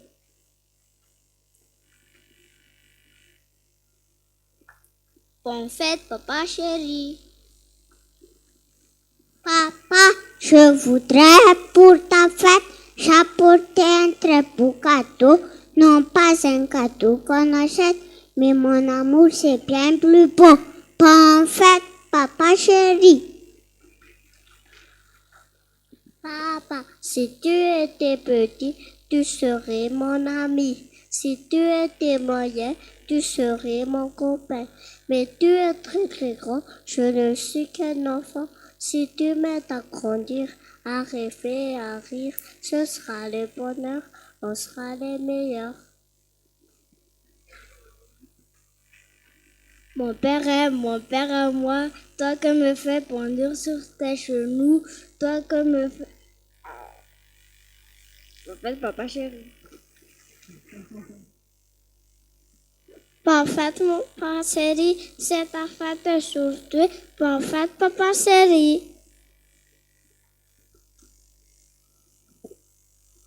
Bonne fête, papa. Pour mon papa que j'aime, un petit poème pour mon papa que j'aime, des câlins et des bisous qui piquent que ça doux. Pour mon papa que j'aime, des sourires de bonheur à chaque fois, minute, heure. Bonne fête, papa chéri.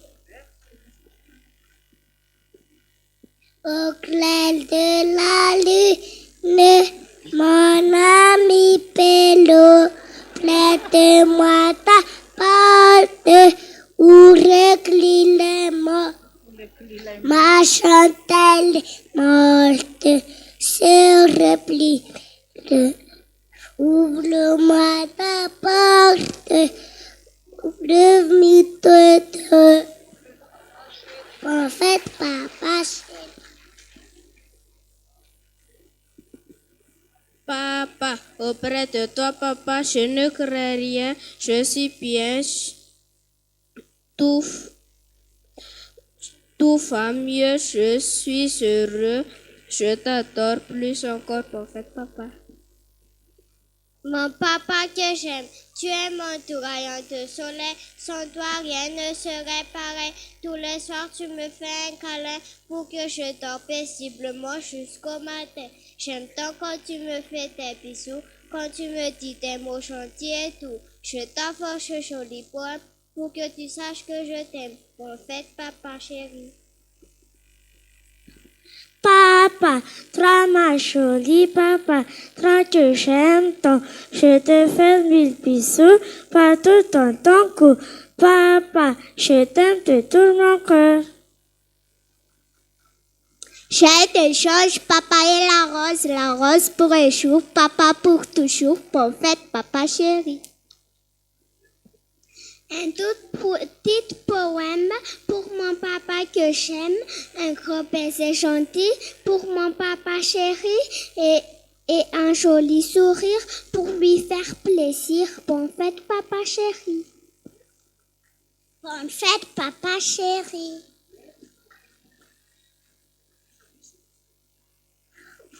Bonne fête, papa chéri.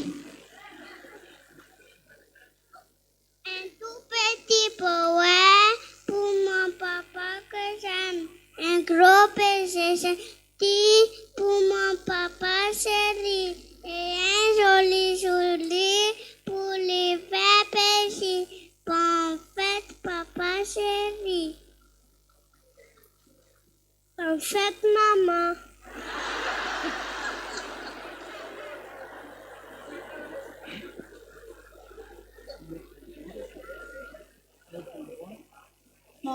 Pour mon papa que j'aime.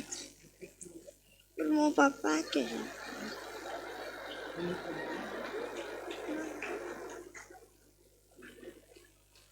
En fait, papa chéri.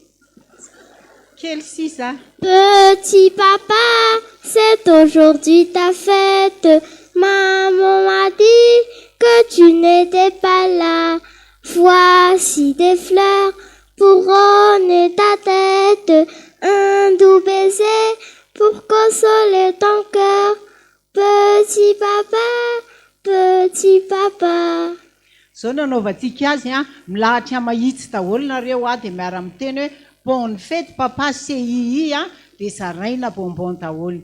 Ao ary isa, roa, telo. Papa chéri.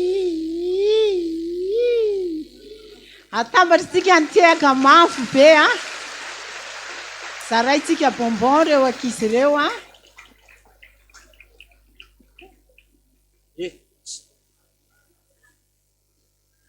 Misy ankizy kely anankiroa reo amin'ny dabilio aloha reo a mena bonbon. Reo akaikinareo reo izy reo lahy kely vy.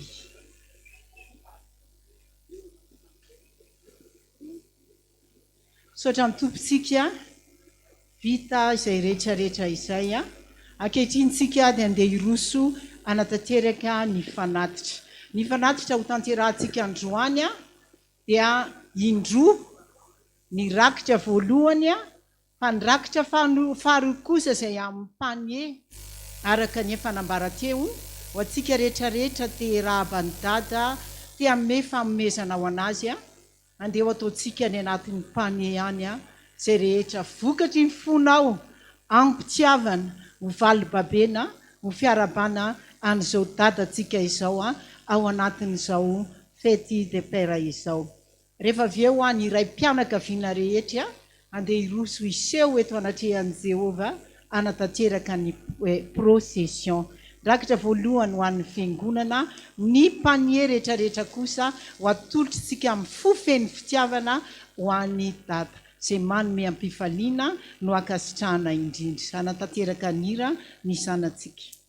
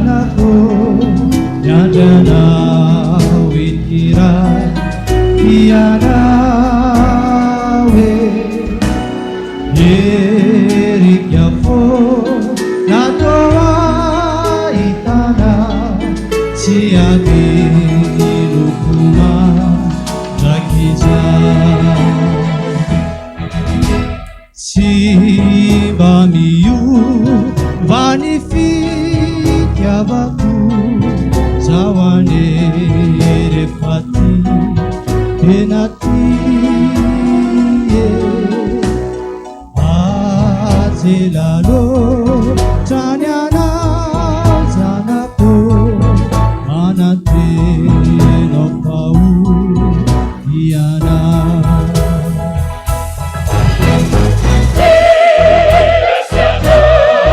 Rahatuka Iverina Chamuda Life Yana Zainu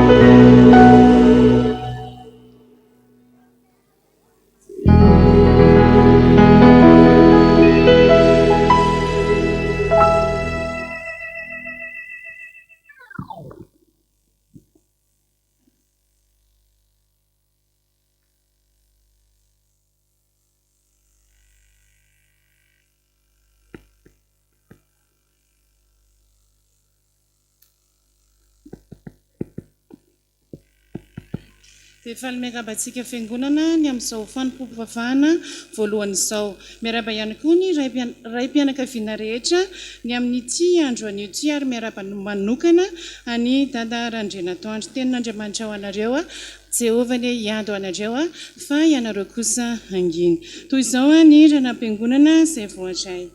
Ny vakitentsika anio dia ao amin'ny Mika 4. Avy amin'ny Profobe ampahafantarina ireo mpiomana nanao jinjinika mikasa ny atokana ny amin'ny topomasina Mbatomgavavy mba hijery ny tabilao fa efa ao ny anarana ny kena ny atokana ao amin'izany. Ny fandaminana ny 17 ka hatramin'ny 20 jona amin'ny 12 amin'ny 20 ora ny firefesana ny amin'ny akanjo masina. Ny 1 amin'ny 20 jona amin'ny 12 ora ny fandraisana voalohany ary ny alatsinainy 4 amin'ny 20 jona amin'ny 20 manomboka ny fianarana. Avy amin'ny voameran'ny sahirana noho ny fahatongavan'ny fetim-pirenena izay voameran'ny mpiany sahirana eto Tanànandrano dia mangataka aminareo manala-tanana eto amin'ny fiangonana araka ny fanomezam-pahasoavana izay nomeny tompo anao mba hanolotra izay azonao amin'ny amalifaliana ireo sahirana eto amin'ny fiangonantsika. Izy ny mpanompon'Andriamanitra indray azany isan'andro manomboka ny alatsinainy 17 jona ka hatramin'ny alatsinainy 4 amin'ny 20 jona amin'ny 7 ora maraina ka hatramin'ny 5 ora hariva. Ny talata 5 amin'ny 20 jona kosa dia ny maraina ihany.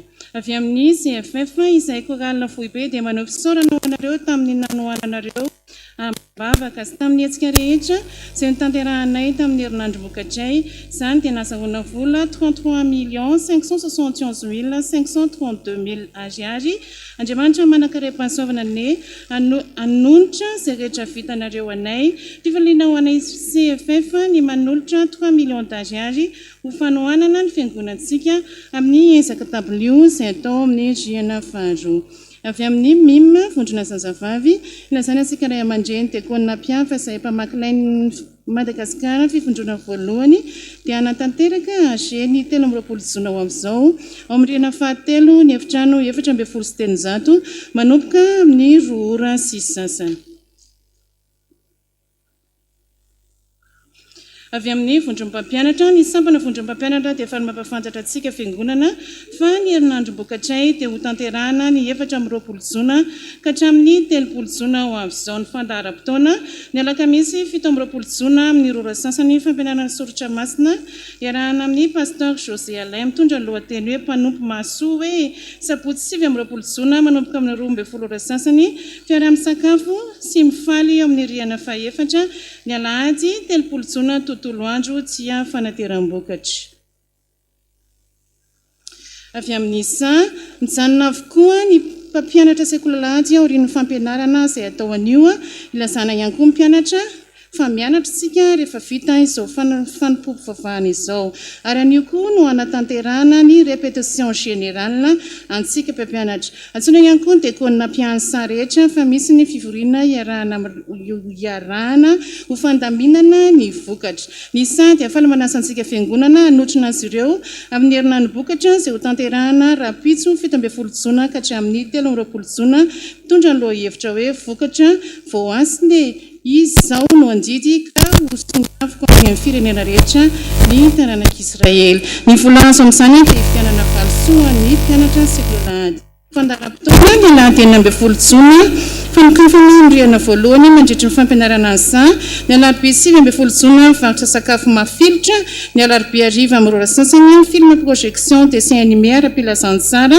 ny alarobia 7 jona sy ny alakamisy 20 jona ny zoma raiky amin'ny 20 jona fizahana maso iarahana amin'ny anima milionety amin'ny sarany 4 ariary manomboka misy 7 ora ka hatramin'ny 4 ariva ny alakamisy 20 jona fianarana soratra masina mitondra lohahevitra hoe fianarana soratra masina miaraka amin'ny pasteur Mamlalaina miaraka amin'ny ny lohahevitra amin'izany dia fitazana kristianina mbola mahomby ve manoloana ny fanatontoloana ny sabotsy 20 jona mivarotra sakafo mafilotra ny sabotsy ariva amin'ny 2 ora dia vokatry ny ankohonana sy fiderana lehibe anasana indray aman-dreniny sa mpampianatra ny dekona mpianatra sa olda amin'ny fotoana io anatitra ilay vokatra voasivanysika ny alahady tontolo andro kosa ny fitaovavahana amin'ny 7 ora maraina ary ny ariva ho faranana amin'ny fiderana lehibe amin'ny 4 ora sasany ao amin'ny rihana faha-efatra izay anasana antsika rehetra koa satria efa vita avokoa ny fanatitra dia ho tanterahana ny procession.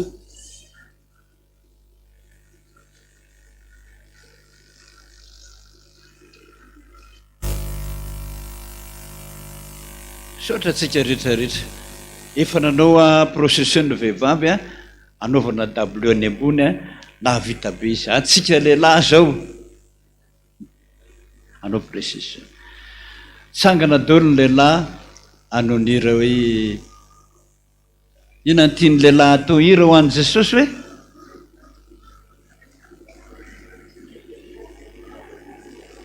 tsy misy soa afa-tsy anao Jesosy diny voalohany ihany.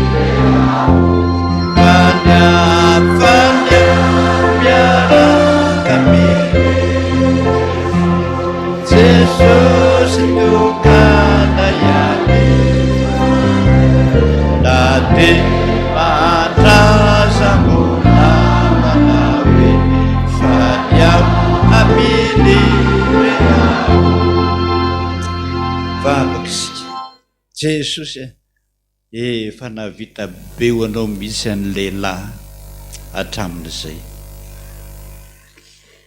ankehitriny dia iroso hiara-hiasa aminao zahay hividianana andreo W sy seza any amin'ny rihana faharoa any raiso zany Jesosy raiso tahaka nefa nombanao anay a mbola ombanao a anay tsiraray avy voninahitra nde man'Andriamanitra rery any alleluia masina masina masina Jehova tompony maro enika voninahitra amen.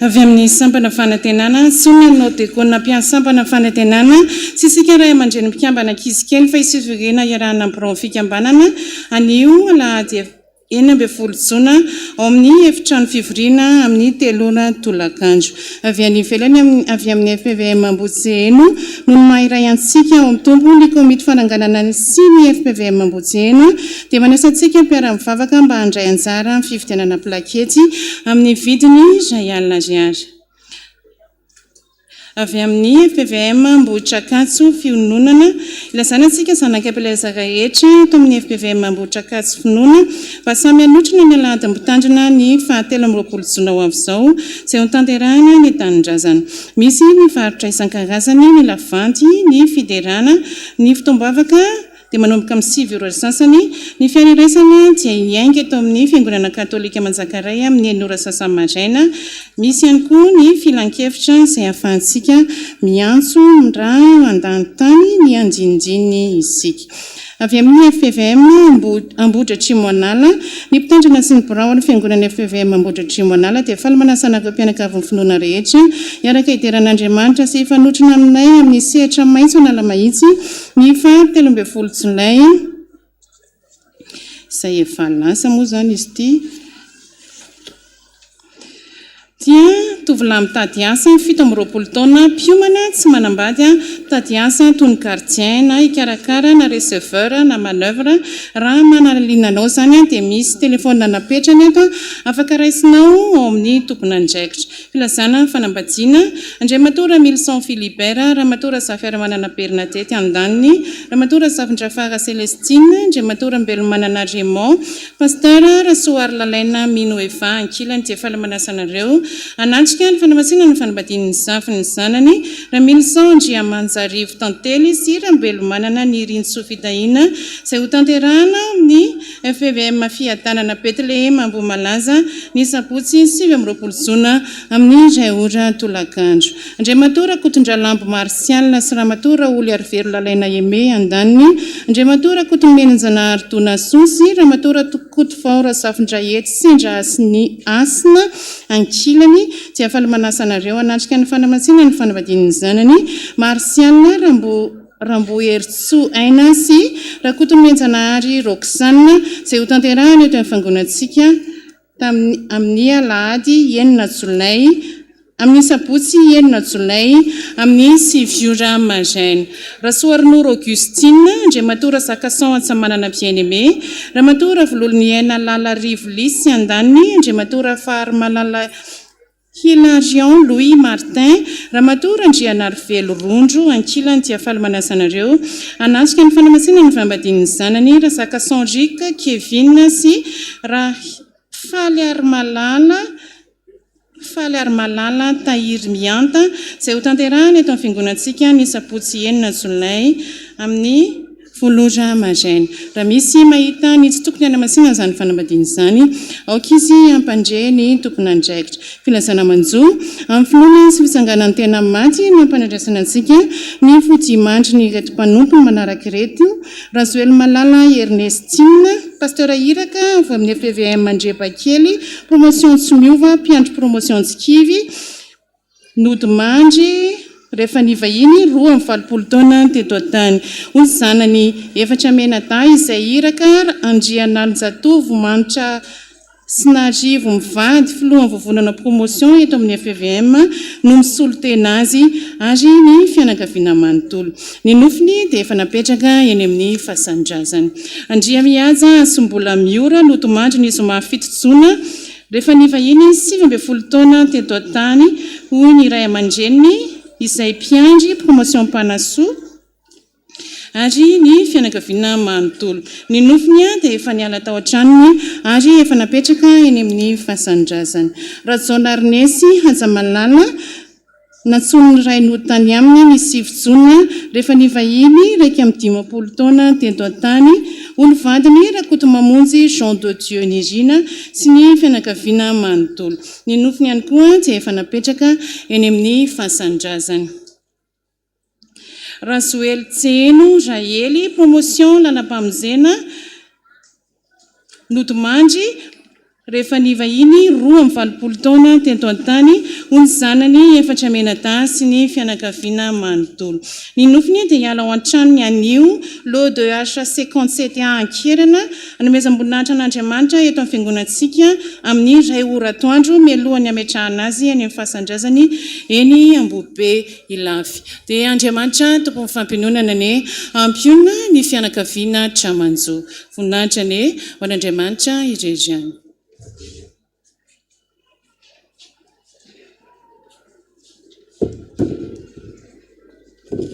dia mbola mamerina ny fiarabana ho an'ny ray mpianakaviana rehetra sy izay mbola ho ray rehefa atoriana mba ho tahian'Andriamanitra ny isika rehetra tonga eo amin'ny fotoana amakina ny reto voady fijoroana vavolombelona ireto isika dia ho vakina ny anaran'i Jesosy tsy misy soratra ray alina ariary misaotranao zay Jesosy eo noho ny fitiavana ho anay ary dia mangataka vavaka ho an'ny zanakay manolotra vola ho an'ny mahantra 9,000 ariary tsy misy soratra misy soratra bonne fête papa chéri vola 4,000 ariary tsy misy soratra 2,000 ariary tsy misy soratra 10,000 ariary miarahaba anao zay dada malala fa noho izao fetiny raha izao ianao rery ihany ny dada malala anay eto amin'ny FPVM ka dia omen'Andriamanitra tanjaka sy fahasalamana mandrakariva ny anao dada indro misy vola kely ray alina ariary ampahany tamin'izay momeny Jesosy anay atolotra hividianany dada gâteau izy io misaotra Jesosy eo amen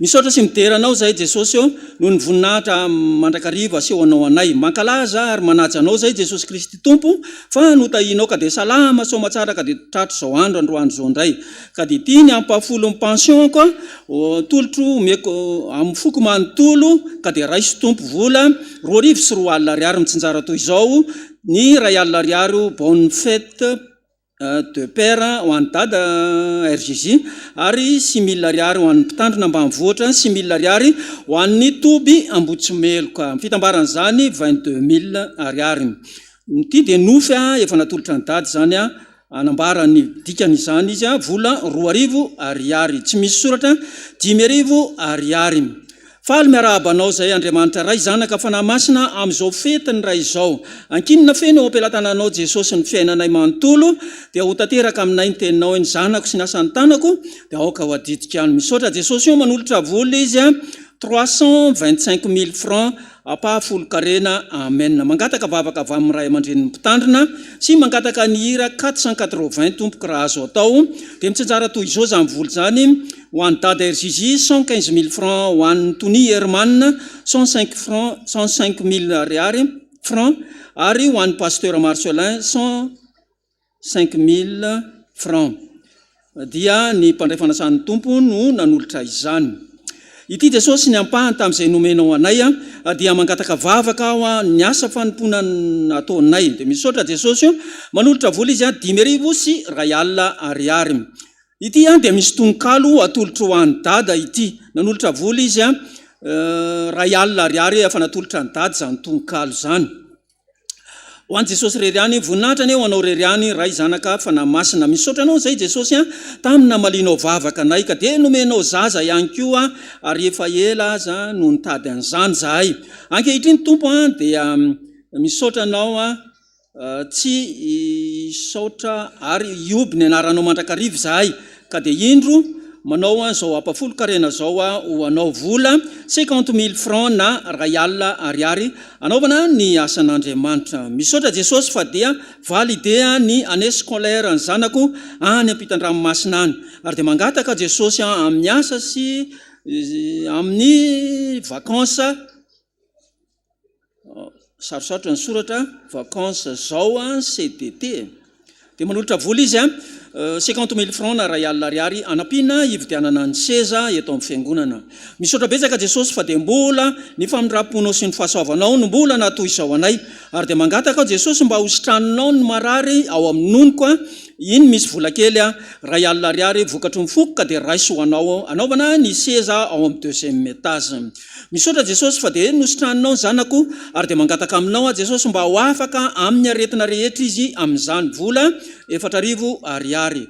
Jesosy ambino amin'ny asan'ny mpanomponao vola 10,000 ariary. Rako pisaorana misaotra betsaka Jesosy fa de vita somatsara ny trano ka de indro misy vola kely 30,000 ariary mitsinjara toy izao 10,000 ariary ho an'ny dada randrenatoandro 10,000 ariary kosa ho an'ny W ary 10,000 ariary ho an'ny fifoazana eto amin'ny fiangonana. Misaotra anao zay Jesosy ny amin'ny zavatra rehetra ny valim-bavaka ka de indro misy vola kely 2 alina ariary mitsinjara toy izao ray alina ariary bonne fête ho an'ny dada ny ray alina ariary kosa ho an'ny seza ny fiangonana. Bonne fête dada papa chéri ary ho longue vie tahiny Jesosy ane anao vola kely 2 alina ariary. Ampafolo karena 2 alina ariary Jesosy mpitarika endry anao amen. Misaotra anao zay Jesosy ny amin'ny fitahina marobe zay natolotra ao anay mangataka ao Jesosy mba ho afaka mitrosabe tahio dadanay ity filohan'ny FPVM materan-tany ity ary dia manolotra vola izy 2,000 ariary eto ambavaka amin'ny tsenako Jesosy dada atolotra ho an'ny dada zao vola izao 2,000 ariary. Jesosy misaotra anao fa mbola afaka manomeny ampahany vola zay azoko indray aho ity misy vola 307,000 sy ray alina ariary ka ny 10,000 ariary bonne fête papa ho an'ny dada Erzizy ny 10,000 kosa ho an'ny seza ny 307,000 ariary ho an'ny hafa fia ny fiangonana tsara maraina. Misaotra indrindra Jesosy amen. Ampahafolo karena ho an'ny Jehova merci Jésus manolotra vola izy 900 ariary ho an'ny dada Erzizy bonne fête papa chéri de misy nofika io ty nanolotra vola 500 efa natolotra ny dada izany.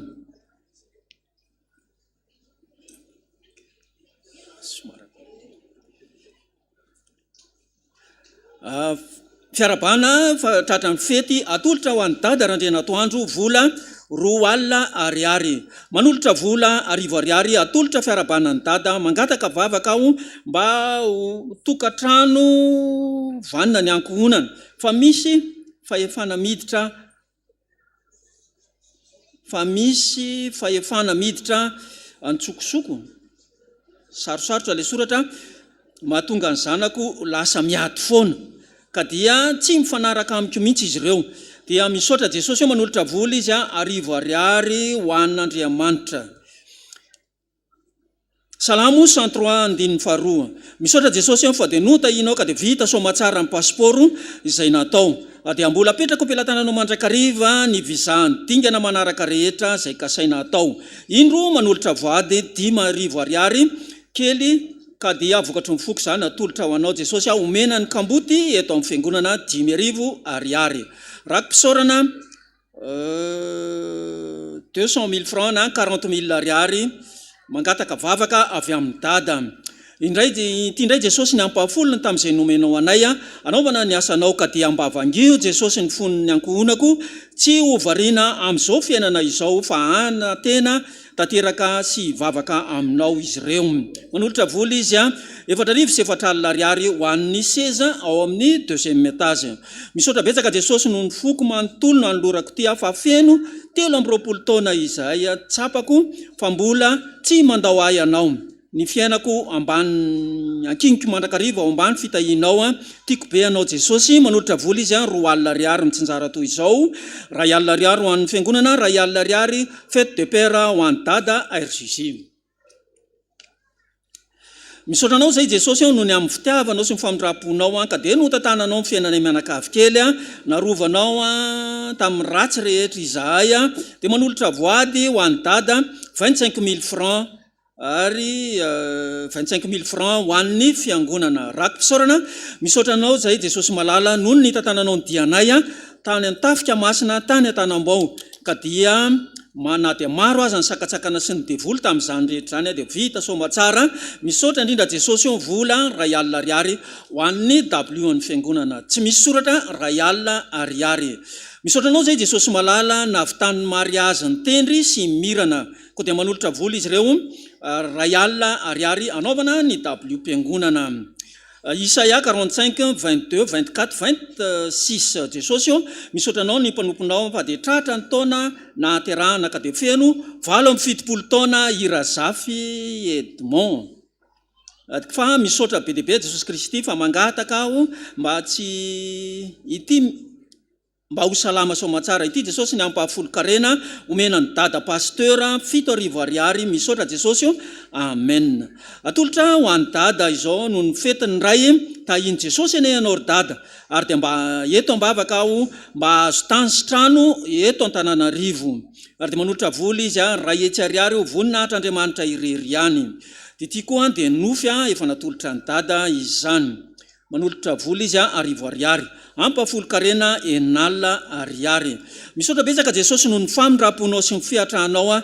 Misaotra indrindra Jesosy misaotra Tompo mangataka vavaka amin'ny fahasalamana sy ny asa ary mangataka fahendrena avy an'ny ankizy sy ny fianarany vola 2 ariary fête de fer ho an'ny dada RJJ tsy misy soratra 10,000 ariary. Salamo 103. Misaotra anao zay Jesosy fa dia fa anala fanadinana CPE 6e amin'ny talata zao ny zanako dia mintsy manatena fa dia ho afaka sahady izy satria ianao hoe ny zanako sy ny asan'ny tanako ianao dia ho adidika any. Misaotra Jesosy ity misy vola kely 15,000 francs ho atolotra ho an'ny dada RJJ amin'izao fetiny zao. Misaotra Jesosy amen. Salamo 103 voalohany. Misaotra indrindra Jesosy ny amin'ny famindram-ponao manolotra vola 4,000 ariary ho an'ny dada randrena toandro izahay ary dia apetraka ao ampelantananao mandrakariva ny fianarako vola 4,000 ariary. Misaotra Jesosy fa dia nomenao tombonandro tsara toy izao izahay ary dia mangataka ao mba ho teraka somatsara isaintia sy ny salama tsara izy mianaka ka dia mba ho sitrana tanteraka nisy ny fivotosana. Sarosarotra ny soratra dia manolotra vola 2 ariary ho an'ny dada ho solom-boninkazo koa ho an'ny fiangonana. Dia misaotra betsaka Jesosy tamin'ny anniversaire ny fiandraza Emile Rodin tamin'ny fa 9 juin lasa teo ho toy an'izany dia nahazo visa koa izy ho an'ny France. Dia manolotra vola izy 10,000 ariary ho an'ny dada RJJ bonne fête papa chéri. Tahiny Jesosy ianao anery dada izao dada dia efa ela no nitady asa ka dia nisy olona hoe ampiditra asa any amin'ny alatsinainy any dia mba mangataka vavaka ao dada mba ho totosa somatsara zany manolotra vola izy 2,000 ariary. Ty koa dia nofy efa natolotra ny dada izany. Misaotra indrindra Jesosy fa voaray tsara ny permiako indro manolotra vola 2 ariary ho fisaorana anao izany ka dia mangataka ao vavaka ho an'ny tokantranonay vola 2 ariary. Misaotra betsaka Jesosy tamin'ny famindram-ponao lehibe izay nataonao tamika mbola velonay nasitrapamonjeny izahay ka dia nahatratra n'izao anniversaire izao ka dia indro manolotra voady atolotra ho anao vola 2 ariary ho an'ny dada RJJ.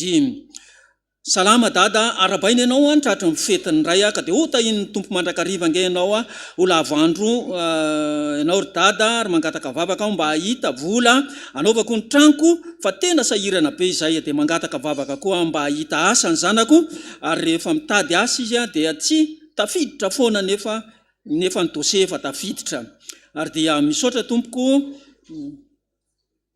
dia nanolotra vola izy a ray alina ariary miaraba dada za dada dia nanofy a ty nofy ty ngamba atolotra ho an'ny dada nanolotra vola izy a tsisy vola arivo ariary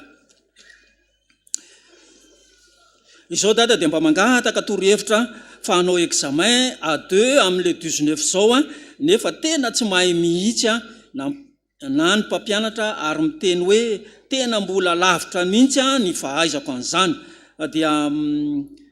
dia mba mangataka vavaka izy zany a nanolotra vola 5 000 ariary ho cadeau an'ny dada izy ty ankino am' Jehovah ny asanao mba lavirary zay rehetra ka sainao misaotra betsaka Jesosy tamin'ny fitahina marobe zay natolotra ho anay ka dia indro ny ampahafolo-karena anaovana ny seza ao amin'ny deuxième étage vola 2 alina ariary na 100 000 francs dia apetrako mandrakariva ao am-pelantananao Jesosy a ny famindrapo sy ny fahendrena rainy kamboty tokoa ianao a sy ho an'ny mpitondra tena misaotra Jesosy amen ampahafolo-karena misaotra anao Jesosy fa dia mbola afaka manefa ny ampahafolo-karena eto anatrehan'ny tempolinao masiny zay a malaky a 3 diso ianao vola 7 alina ariary ho an'ny dada randrenatoandro misaotra Jesosy amen ho an'ny mantra 10 ariary ity voninahitra ne ho an'Andriamanitra irery ihany misaotra Jesosy tamin'ny varotra rehetra zay nataoko tamin'iny herinandro iny ka dia indro ny ampahany mba atolotra ho anao ho an'ny sahirana vola 2 alina ariary misaotra Jesosy tamin'ny fiarovanao anay ka tsy tafiditra ny mpangalatra atao amin'ny tranonay ary dia misaotra ihany koa noho ny tsingeritaona naterahako fa dia nahatratra ny faharoa amby 10 taonako ahako amin'izao iny misy vola kely atolotra 2 alina ariary ho an'ny voninkazo 2 alina ariary ho an'ny dada erzy misaotra Jesosy amen misaotra Jesosy tamin'ny fitiavanao sy mifamindram-ponao anay fa dia nomenao anay fa tena mpamaly vavaka tokoa ianao ka ity indray Jesosy ny sombony tamin'izay nomenao anay tamin'ny varotra izay nataonay 2 alina ariary ho bonne fety papa ho an'ny dada mangataka vavaka ao amin'ny varotra mba hiroborobo sy ho an'ny tokantranonay ho vita koa ny fiaranay ampahafolo-karena avy amin'ny pensionko Jesosy misaotra anao noho ny fahatongavako tao amin'ny trano masinao ndray androany noho ny fitahina izay nomenao anay sy mifamindram-poa iny Jesosy ny ampahafolo ny karamako atolotra ho an'ny mpanomponao dada pasteur Randrenatoandro Jean Josefa 10 sy 2 sy 4 alina ariary dia misaotra indrindra Jesosy sy trano amin'ny aretinao Jesosy voninahitra ho anao rery ihany misaotra anao Jesosy no nanomezanao any tombonandro avelomana ary dia mangataka avy aminao Jesosy ho an'ny asako sy ny zanako anorina ny tokantrano fa ny fahasoavan'Andriamanitra ny natoy izao anay ary dia misaotra betsaka Jesosy fa dia nositranonao aho ary dia tahiohatra amin'ny farany fiainanay dia sitranoko ny zafikelyko Jesosy manolotra vola izy 2 alina ariary ho an'ny dada amin'izao fetiny ray izao voninahitra ane ho an'Andriamanitra irery ihany ity indray Jesosy ny ampahafolo ny pensionko tamin'ny volana me lasa teo 2 alina ariary omeko anao anaovana ny W eto amin'ny fiangonana ka dia raisy Jesosy fa vokatry ny foko fanatim-piderahana Isaia 51 andininy voalohany miaraba dada malala tratra n'izao fetiny ray izao Andriamanitra ray ny fiadanana aneo aminao sy ny ankohonanao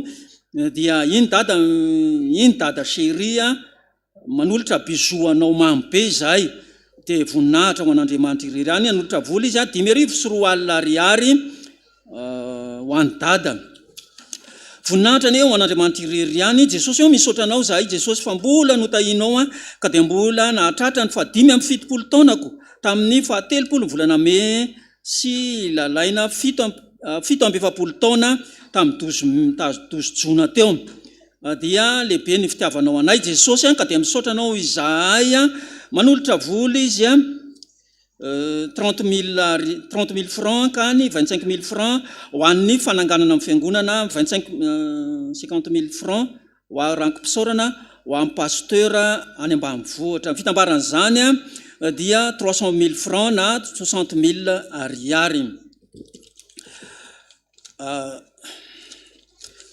Jehova no mpiandry ary, Jehova ombanao ry lehilahy mahery ary dia bonne fête papa chéri dada Randrenatoandro Jean Joseph. Nomena Andriamanitra tombonandro sy fahasalamana ary fahendrena mandrakarivany ianao antanteraka ny adidy mavesatra izay napetraka Jesosy taminao fiadanana ny hoaninao sy ny ankohonanao. Manolotra vola izy 100 000 francs na 2 alina ariary. Bonne fête papa chéri. Dia ampafolo-karena misaotra betsaka Jesosy fa dia nomenao fanasitrananao ary dia misaotra no mifitahina marobe izay nomenao tamin'ny ankohonako Jesosy mba hata io mivarotra izay ataoko ary dia mba hasitrano ny zavikeliko amin'ny fahasoavanao Jesosy eo ianao no meko mameno ny banga eo amin'ny ankohonanay. Manolotra vola izy 2 alina ariary mitsinjara toy izao. 2 alina ariary ho an'ny dada Erzizy, 5 ariary ho an'ny Mantra, 10 ariary ho an'ny W. Misaotra indrindra Jesosy eo fa dia noho ny fitahinao dia azoko soma tsara ny diplôme de licenceko ary dia mangataka hatrany hatrany ny fitantananao ny fiainanay izay fito mianaka amin'ny asa sy ny fianarana rehetra ary ny fahasalamana indrindra ny fanomponanao. Misaotra Jesosy eo manolotra vola izy 7 alina ariary.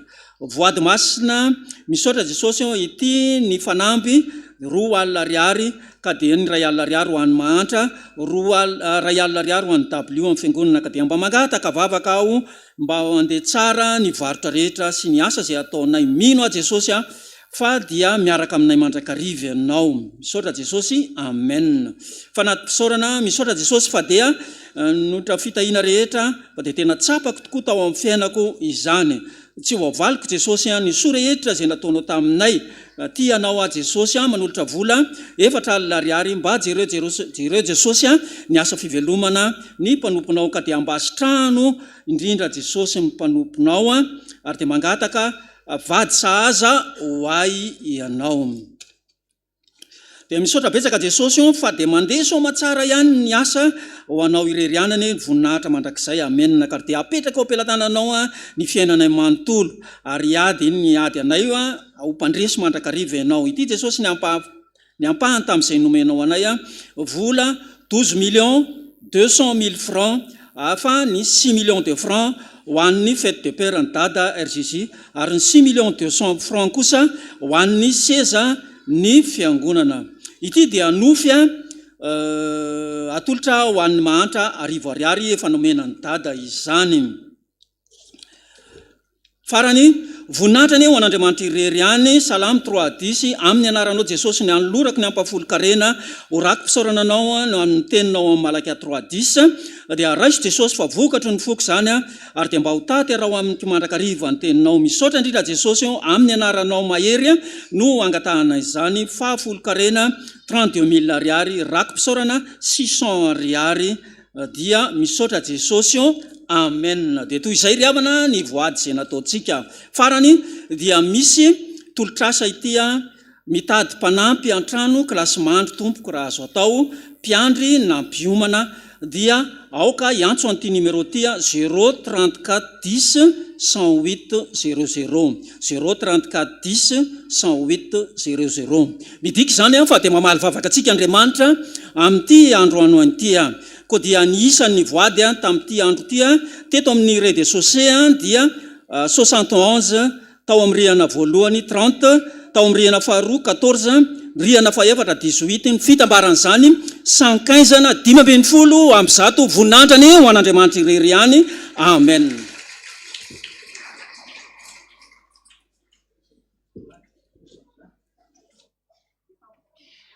Misaotra tsy mbola nisy nofirinina ohatran'ity hatramin'izay tena ao anatin'ny rinina mihitsy tsika izao ka dia miala tseny aminao ny atao nofirinina savritaka bebe vetivety eny ambanivohitra fenivety mihinana mangazo vetivety mihinana vary vetivety tetrandranivohitra mandeha taxi indray mandeha savritaka be zany atao hoe nofirinina. Misy dekonina ato izay dekonina raha teo meona amin'ny dada rehefa avy eo ty anankiray ty ihany angamba no azy resahana tsy salama dada dia nangataka tamin'i Jesosy hoe ina tolosaina amin'izao tsy fahasalamako zao jesosy fa voan'ny paralysie faciale nanao ABC dia nofoka nisy kankana nyraikitra tamin'ny akanjoko avy dia nitsoahako tamin'ny tanana ilay izy kankana vitsivitsy fa tsy hoe feno mitongotro misaotra dada zao a zany olona voan'ny ABC zany ty le mivilana amin'ny vavanareo misy mpanotra eta zay ihany spécialiste am'izay a misy mpanotra eta 3 andro monja nanorana ianao dia miverina ny vavanao fa tiako dia arakoarany an' Jesosy mihinana kankana ianao fa io any ambato rahavavo a misy eny amin'ny trano koa misy olona miopeny izy io a lafo nefa ny kankana ray a lafo arivo ariary ane ny kankana ray e sy ny frenao mbola hoany ka zay tianao a naorina ianao a raha rivo ianao a manatona am'izany a zay eny amin'ny 5,000 any hoany zay a zany be dehibe sisa de tena mifona aminao mihitsy ava de tena reraka ny masoko fa tsisy dika ny zavatra ao anatiny ao ok'izay anolotra ny rakitsika iza ny tianareo a amin'izao fetin'ny pera zao Jesosy ve nilaza amintsika hoe fitiavana mandrakizay ny tiavako anao sady tsika niteny amin'i Jesosy hoe misaotra Jesosy fa tena tianay ianao a namehany dada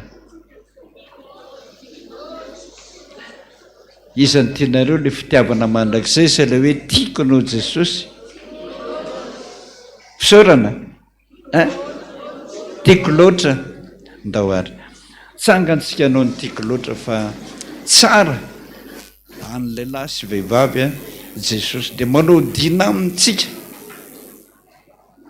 fa tsy saraka amin'ny mandrakizay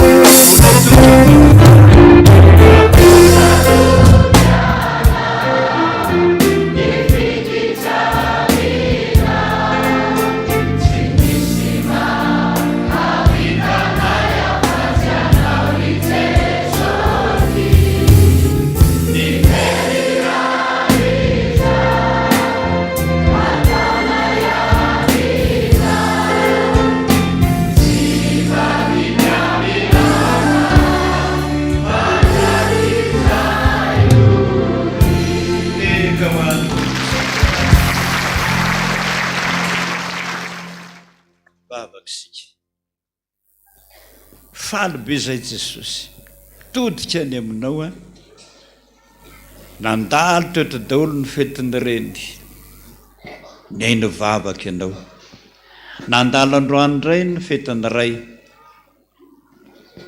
ny teny ianao a ary nonay fa iny vavaka ianao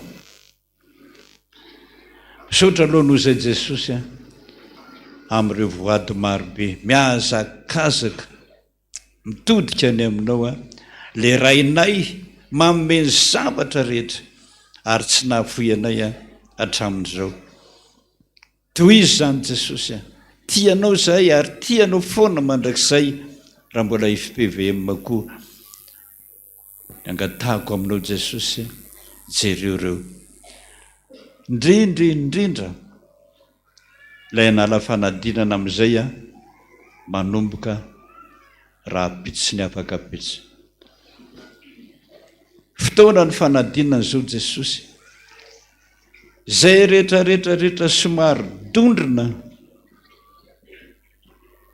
ny ovatampoka nanjary ny dorororo dia hoentina tam-piangonana daholo zany Jesosy iasana dia ny mbola tsy nipaika ny fanadinana angavy zany aminao a mba handray anjara amin'ny fijerevana ny zanaka ianao misaotra Jesosy nanao zao fanaty zao zay Jesosy ho anao na kely iny na be iny foinay ho anao ny fonay mihitsy no atolotray ho anao mba ho anjakainao aloha ny ray rehetra rehefa manana anao zay a mahavita zava-magaga ho amin'ny tany sy ny firenena vavaka koa zay fa ny firenena manana ny ray dia ny filoham-pirenena zany asa sarotra manakorotan-tsaina zany meo tanjaka meo hery meo fahasalamana izy hitondrana ny tany sy ny firenena andro ny fety koa zao tsy hoelo vavaka aminao zay am'ireo androm-pansakana rehetra mitady zay asoany vahoaka ary misaotra anao zay raha mbola nifidy ny ren'olona reny ianao handray anjara amin'ny asa eto amin'ny firenena any amin'ny farany ambony ka hatrany amin'ny farany ambany any amin'ny filopoko tany asa dininao zany Jesosy any daholo ny vahoaka rehetra miandrandra mpitondra tsara mpitondra endry mpitondra matahotra an'Andriamanitra misaotra Jesosy mba ho inonao zany zay rehetra Jesosy tonga ny fotoana zao isorana anao nomenanao izany fanatitra izany ankasitrao zany Jesosy ny mamindra fo amin'ny Madagasikara mamindra fo amin'ny FPVM rehetra mamindra fo amin'ny vahoaka rerenina ny andro zao Jesosy korotana daholo na dia ny nofinay aza mamindra fo aminay misaotra Jesosy voninahitra ny ho an'Andriamanitra rery any halleluia masina Jehovah tompony maro endrika voninahitra tany rehetra mbola hivavaka indray isika Jesosy misaotra anao amin'ny fomba fiteninao marobe amin'ny nofy izay nahasoa ny fiangonana nahasoa ny tsirairay avy misaotra tompo misaotra anao amin'ny fitahinao ny fiangonana fitahinao ny rehetra na tamin'ny asa mandrarany na tamin'izay manahirana azy misaotra Jesosy fa matoa zay tonga be dehibe tahaka an'izao Jesosy dia tamana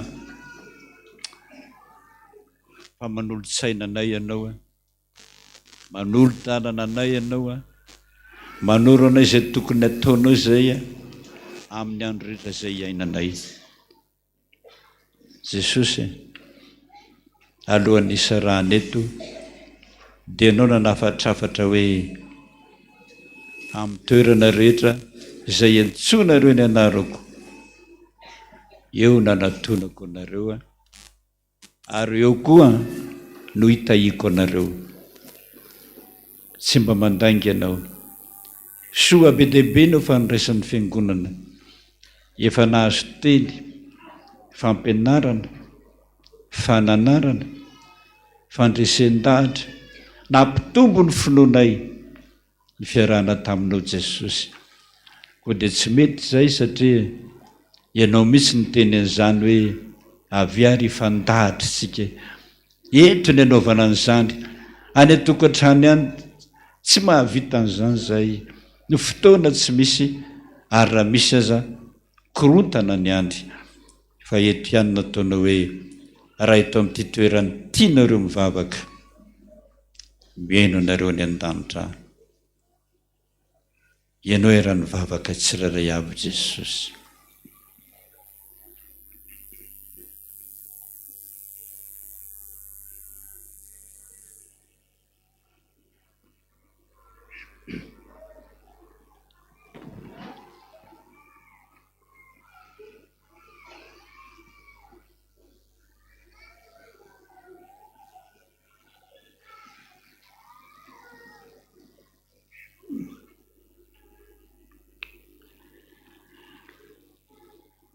sotra Jesosy mpanomponao daholo reto nanaovanao dina ny mpanompoko izay ny fidiko tsy mba riko tsy mba mandangy ianao manana valim-bavaka isan-karazany ianao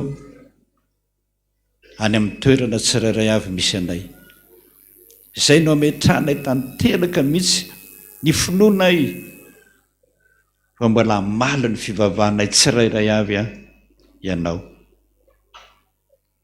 fantatrao ny adresinay tsirairay avy Jesosy fantatrao no koa ny lalana mampitonatona anay manomboka latsinay jereo zany tantarao mihitsy ny tenina hoe tsy hafoina saraka anao meo azy zany Jesosy mba hifaliany amin'ny androm-piainany hoe tsy nanadino ahy Jesosy zoko malala rainy mandrakizay dia mandohalika izay Jesosy mangataka tahaka mpangataka rehetra hoe Jesosy eloi ianaranao ny angatana izany Jesosy rainay izay ny an-danitra mba masinany ny anaranao tonga nay ny fanjakanao atao anay sitaponao ety an-tany tahaka ny any an-danitra eo anay noho ny anina sahazo ho anay ary mamelana elokay tahaka ny namelana izay meloka taminay ary iza mitondra ny amin'ny fakam-panahy anafahana amin'ny ratsy anao ny fanjakana sy ny hery ary ny voninahitra mandrakizay amen raisontsoddrano ho Jehova tompony maro aminao izaho no Andriamanitrao aza matahotra ary aza merikerika foana koa zany rainao zany teraka anao tsy hafoina asaraka anao ary amin'izay alehanao rehetra tadidio